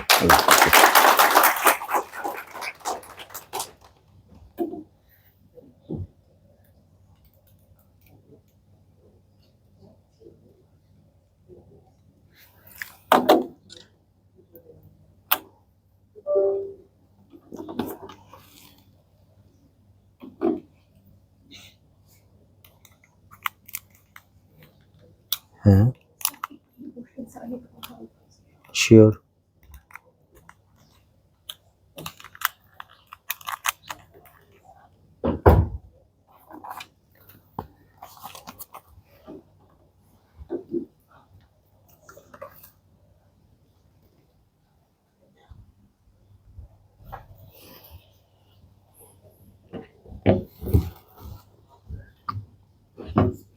Sir, thank you so much sir, এত ব্যস্ততার মাঝে আমাদের টাইম দেওয়ার জন্য। আপনার সাথে আমার প্রথম স্যার দেখা হচ্ছে অ্যাপিয়ারেন্স ক্লাসে। আপনি তখন আমাদের ইন্টেলিজেন্ট ট্রান্সপোর্টেশন সিস্টেমের উপর একটা সেমিনার নিয়েছিলেন। ওই ক্লাসে আমি স্যার প্রথম 10-কে 10 পাইছিলাম। এত মনোযোগ দিয়ে করছিলাম আপনার ক্লাস। আমাদের অ্যাপ্রিসিয়েশন সবার একটা পোস্টার ছিল, তাই না? যারা যারা অলরেডি 3-2 আসলো তো জানো। তো পোস্টারে কিন্তু লটারি করা হয় টিচারের উপর। ক্যামেরা যারা আমার ওই আইটিএস এর উপরে পোস্টার করছে। তো আমি এত খুশি ছিলাম যে আমি একটা ক্লাসে মনোযোগ দিয়ে বসছিলাম, একটা ক্লাসে মনোযোগ পাইছিলাম, ওই ক্লাসে আমার পোস্টার উপর দেওয়া আছে। তো স্যারের পরে হচ্ছে আমি ক্লাসটা আসলে 3-2-তে। স্যার যখন ক্লাস নেয় তখন স্যারের সুপারভাইজি সামিউল ভাই হচ্ছে আজকে আছেন এখানে, সামিউল ভাই। তো সামিউল ভাই আমাকে বলছিল যে স্যার যখন ক্লাস নেবে তখন দেখবা যে সবাই পাগলের মতো স্যারের ক্লাস করছে। তো এই জন্য আমি যখন আইটি এর হচ্ছে সোশ্যাল মিডিয়ার হচ্ছে মানে ফার্স্ট যখন হচ্ছে স্প্রেড করি আর কি, তখন আমি বলছিলাম যে স্পিকার ওয়ার্ডটা না লিখে স্টোরি টেলার ওয়ার্ডটা লিখতে।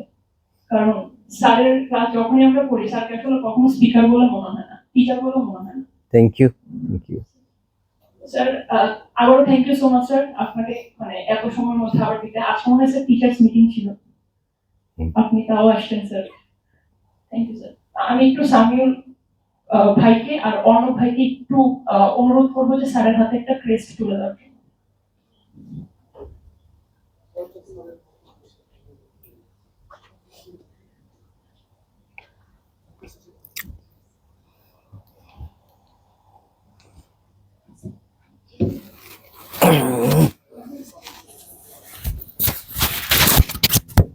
ও, এটা তো লাগবে। Thank you very much.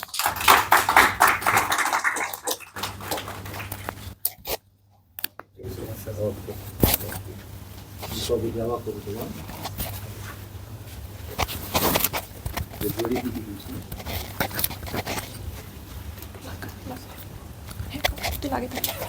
Sir আপনার কাছে স্যার আরেকটা রিকোয়েস্ট ছিল স্যার।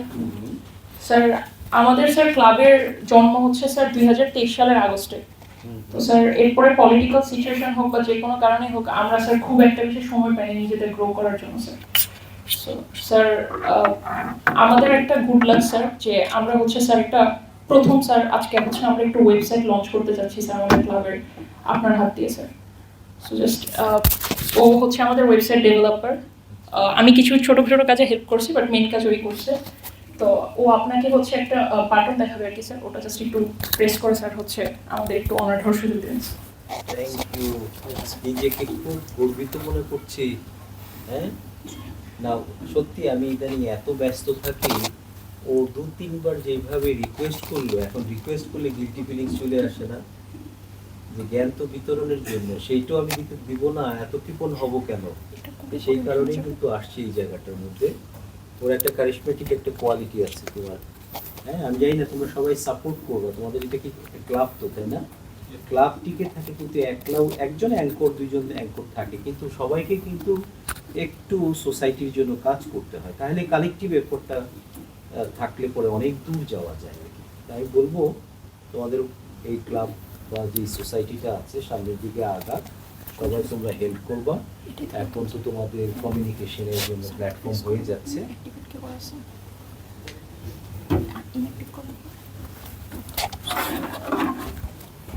তোমাদের মেম্বার কয়জন? স্যার আমাদের এই মুহূর্তে স্যার 35 জনের মতো আছে স্যার। 35? স্যার আরও হচ্ছে স্যার ঢুকবে ইনশাল্লাহ স্যার। আমি একটা মেডিটেশন ক্লাব চালাই, ওরাও খুব চমৎকার। এই কাল 19 তারিখে মনে হয় তারা বান্দরবন যাবে আর কি, লামাতে যাবে। ভালো অর্গানাইজেশন টিকে থাকে 2-3 জন, কিন্তু সাথেও সাপোর্টিভ কিছু রোল থাকে। সবাই একটু কাজ করবা সোসাইটির জন্য।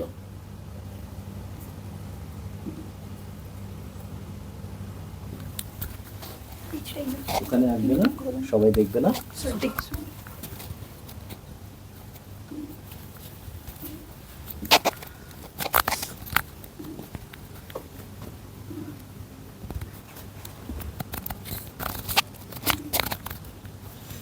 কাজ করবো ওইটার সিভিল ইঞ্জিনিয়ারিং ডিপার্টমেন্টের ইয়াটা নিয়ে আছে, ওখান থেকে ক্লিক করে ফার্স্ট করতে হবে সিভিলের যে ওয়েবসাইটটা আছে সেখানে স্যার।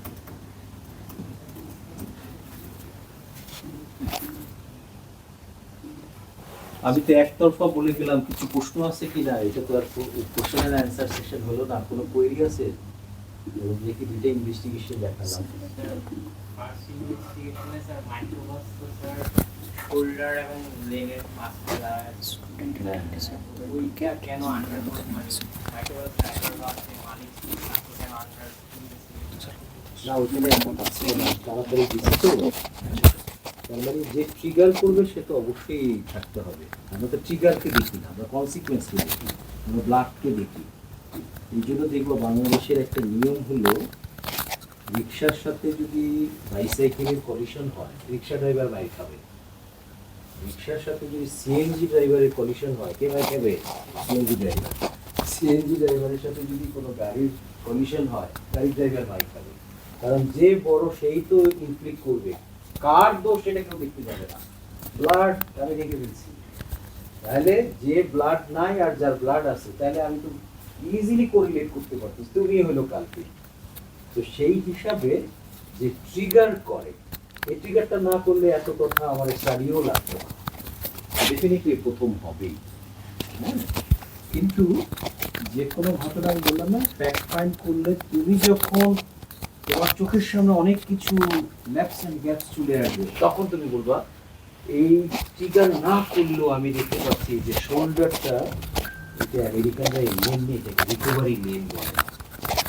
আমাদের তো সেই ফিলিংসে বলতে হবে, সরকারকেও সেইভাবে টাকাটা বরাদ্দ করতে হবে। Thank you for your nice question. আর কারো আছে করি?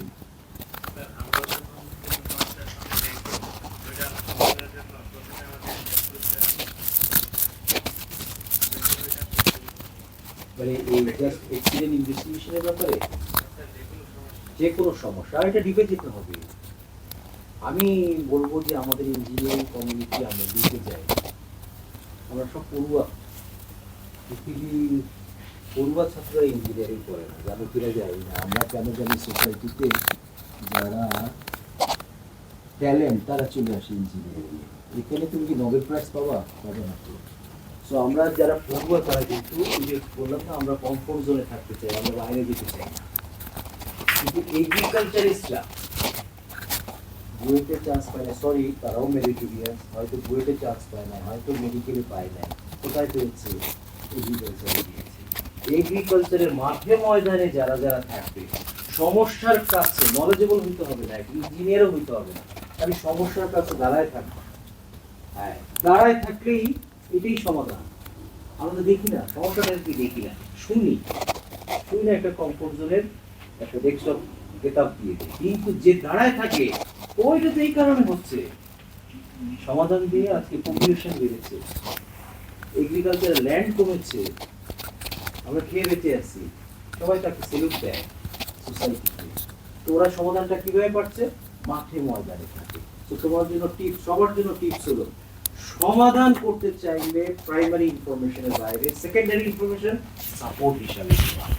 নিজেকে কনভিন্স হওয়ার জন্য, এবং তুমি যেতে যেতে তোমার একটা নিজস্ব টেমপ্লেট হয়ে যাবে, কে কি বলছে না বলছে এবং প্রতিটা ছবি কি কথা বলে, এই টেমপ্লেটটা নিজেকে দাঁড় করাতে হবে। পড়ে এটা হবে না, পড়ে তোমার নলেজ বাড়বে, নলেজ দিয়ে কাজ হবে না, স্কিল বাড়াতে হবে, এক্সপিরিয়েন্স। এক্সপিরিয়েন্স মানে তোমাকে এন্ডিউর করতে হবে, এন্ডিউর করলে তোমার ক্যালিব্রেশন হবে। আর আল্লাহ এমন ভাবে ইন্ডাকটিভ ডিডাকটিভ নলেজ অ্যাকোয়ার করার জন্য দেয়, যেটাকে এক্সপিরিয়েন্স হিসেবে প্রসেস নলেজ বলে। এটাকে এই প্রসেস দিয়ে হাঁটতেছো আর নলেজটা আসতেছে, এটা কিন্তু পিওর নলেজ, কিতাবি নলেজ।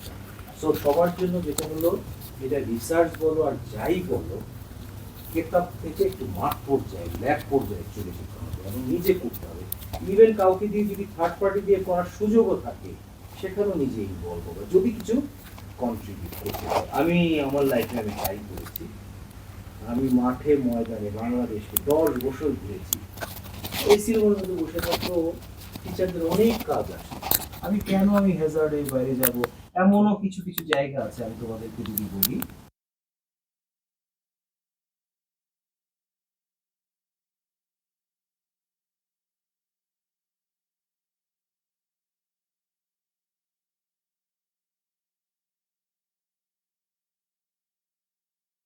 স্পিড বোর্ডে নর্থের দিকে গেলাম 1.5 ঘন্টা, তারপর স্পিড বোর্ড আর যাবে না, হাঁটতে হবে। হেঁটে গিয়ে উঠলাম নৌকায়, নৌকার থেকে উঠার পর আবার 1.5 ঘন্টা গিয়ে তারপরে একটা সাইকেল কিনেছি। যাওয়ার পর একটা ইউনিভার্সিটি, আমি আর শরীফুল, প্রফেসর শরীফুলও এরকম, মানে কাজ করার আগ্রহ। এটা তুমি কি ম্যাটেরিয়ালিস্টিক পাবা সেটা একটা ব্যাপার থাকতে পারে, কিন্তু আমার জানার আগ্রহ আছে। আমি একদম রুট কজের দিকে যাব। একদিন থেকে আমরা 2 জন, এবং যেই জায়গায় গিয়েছি ইলেকট্রিসিটি নাই, গরমের দিন ছিল, ঘুমাতে পারিনি। তারপরও যে ইনভেস্টিগেশন করেছি এটা একটা জার্নাল পাবলিকেশন হয়ে গেছে, কারণ এই ডেটা কারো কাছে নাই। 4-5টা জিনিস আমরা সমাধান করে দিয়ে আসছি। সাফার করছিল রুরাল পিপল। আমি যদিও সয়েলের না, কিন্তু তোমার ফিলসফি তো আছে। সায়েন্স তো পরে আসবে, ইঞ্জিনিয়ারিং আরো পরে আসবে, ফিলসফি আগে আসবে। ফিলসফিটা যদি তোমার ঠিক থাকে, যে কোনো ডিসিপ্লিনে তুমি দিব্যি অনেক কিছু দেখতে পাবো। এইটা তৈরি করতে গেলে তোমাকে আগে এক্সপেরিয়েন্স দিতে হবে, knowledge side by side experience. Experience হয়ে গেলে এইটা কেউ তোমাকে রিপ্লেস করতে পারবে না, নলেজ রিপ্লেস করতে পারবে, কিন্তু এক্সপেরিয়েন্স সে আবার নিজে না করলে কোনোদিন তোমার আগে যেতে পারবে না। সো অলওয়েজ এক্সপেরিয়েন্স, তাহলে ফিল্ডে যেতে হবে, ফিল্ডে গেলে কিছু স্যাক্রিফাইস করতে হবে, ঘাম হবে, কোথায় থাকবা সেটার, খাওয়া দাওয়া কি করবা, অনেক কিছুই টাইম টেবিল থাকবে না, কিন্তু যাবো, কাজ করতে হবে। হ্যাঁ, আমি এখন আর পারি না, এখন অনেক ইনভলভমেন্ট হয়ে গেছে। 10 ইয়ার্স আমি বাংলাদেশে আনাচে কানাচে ঘুরে, আমার কাছে এত ভালো লাগে। কৃষকরা আমাদের থেকে ভালো নলেজ রাখে, সবাই বানায় ভিটামিনাস পেগমেন্ট। 80 বছরের বুড়া এক আমাকে বলে, আপনি আমার আলো দেন। আলো দিব কিভাবে? তা আপনি আমাকে এমন রাস্তা দেন যেটা না ভাঙে। যে আপনি কংক্রিটের রাস্তা চাচ্ছেন? হ্যাঁ, কংক্রিটের রাস্তা চাচ্ছি। আপনারা দিয়ে যান ভিটামিনের রাস্তা, এটা বাঁশঝাড়ের নিচে থাকে, বৃষ্টি আসলে শুকায় না, নষ্ট হয়ে যায়, বৃষ্টি চলে যায় 2 ঘন্টা আগে, পাতা থেকে টিপ টিপ করে বৃষ্টির পানি পড়ে। এই যে কথাগুলি বইয়ের মধ্যে লেখা নাই তো, চেঞ্জ করছি।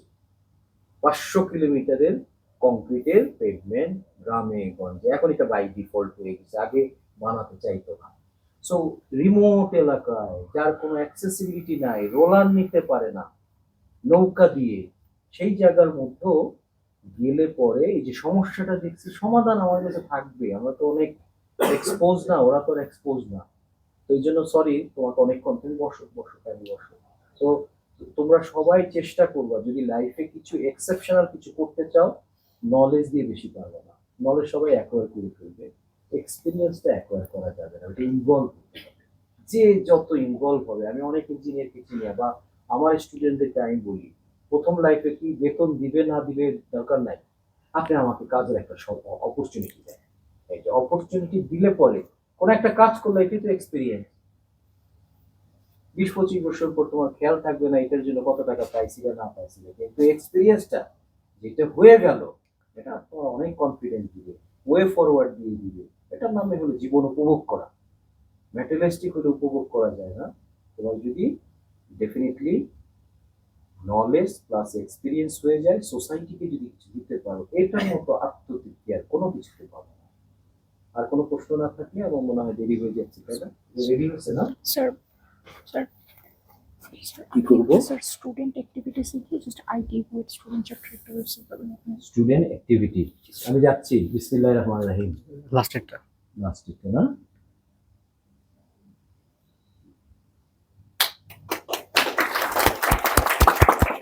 শুভ সূচনা হলো। ডেফিনেটলি সবার সাপোর্ট লাগবে। আমাকে পাবা যখনই চাও। আমি হয়তো ব্যস্ত থাকলেও আমার একটা আগ্রহ আছে, তোমরা গ্রো করো, সেই প্যাশন থেকে বলছি। আর তোমরা যারা অ্যাক্টিভ তারা এখানে কিন্তু সাপোর্ট দিবে, এটা আমার একটা আর্নেস্ট রিকোয়েস্ট থাকলো। ঠিক আছে, তাহলে ভালো থাকো, সুস্থ থাকো তোমরা সবাই। আমি একটু ক্লাবে মনে হয় একটা অনুষ্ঠান হচ্ছে, মিসেস ফোন দিল, ওখানে তো আর ই করা যাবে না, একটু তাড়াতাড়ি যেতে হবে আর কি। হ্যাঁ, ওকে, আল্লাহ হাফেজ। থ্যাংক ইউ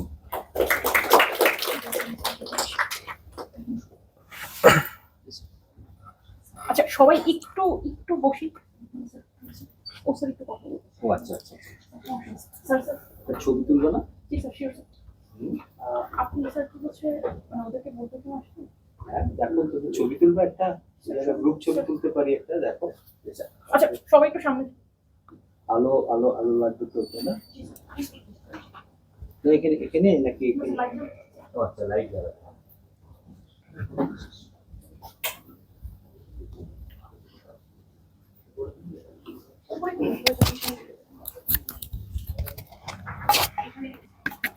স্যার আমাদের বসি, হ্যাঁ, যারা যারা আসো তুমিও বসো। না, স্যার, না, আচ্ছা, আসো, আসো, আসো। না, স্যার। আরে কি বলো, স্যার সবাই স্যার ক্লাসে আর আমরা সবাই হলো গিয়ে স্যার বলছে হাই আপনারা দুজন বসুন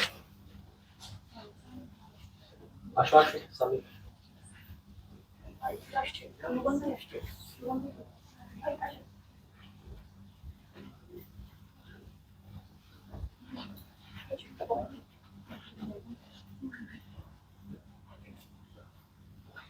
তুমি আসো, এসে এখানে বসে দিতে পারবো। এখানে বসো, আমরা সাধারণত টিচাররা যখন ছবি তুলি তখন এই জায়গায় বসে দিই।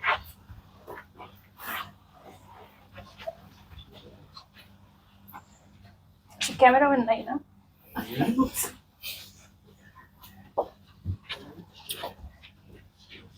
টাইমার দিয়ে রাখো, টাইমার দিয়ে দিও।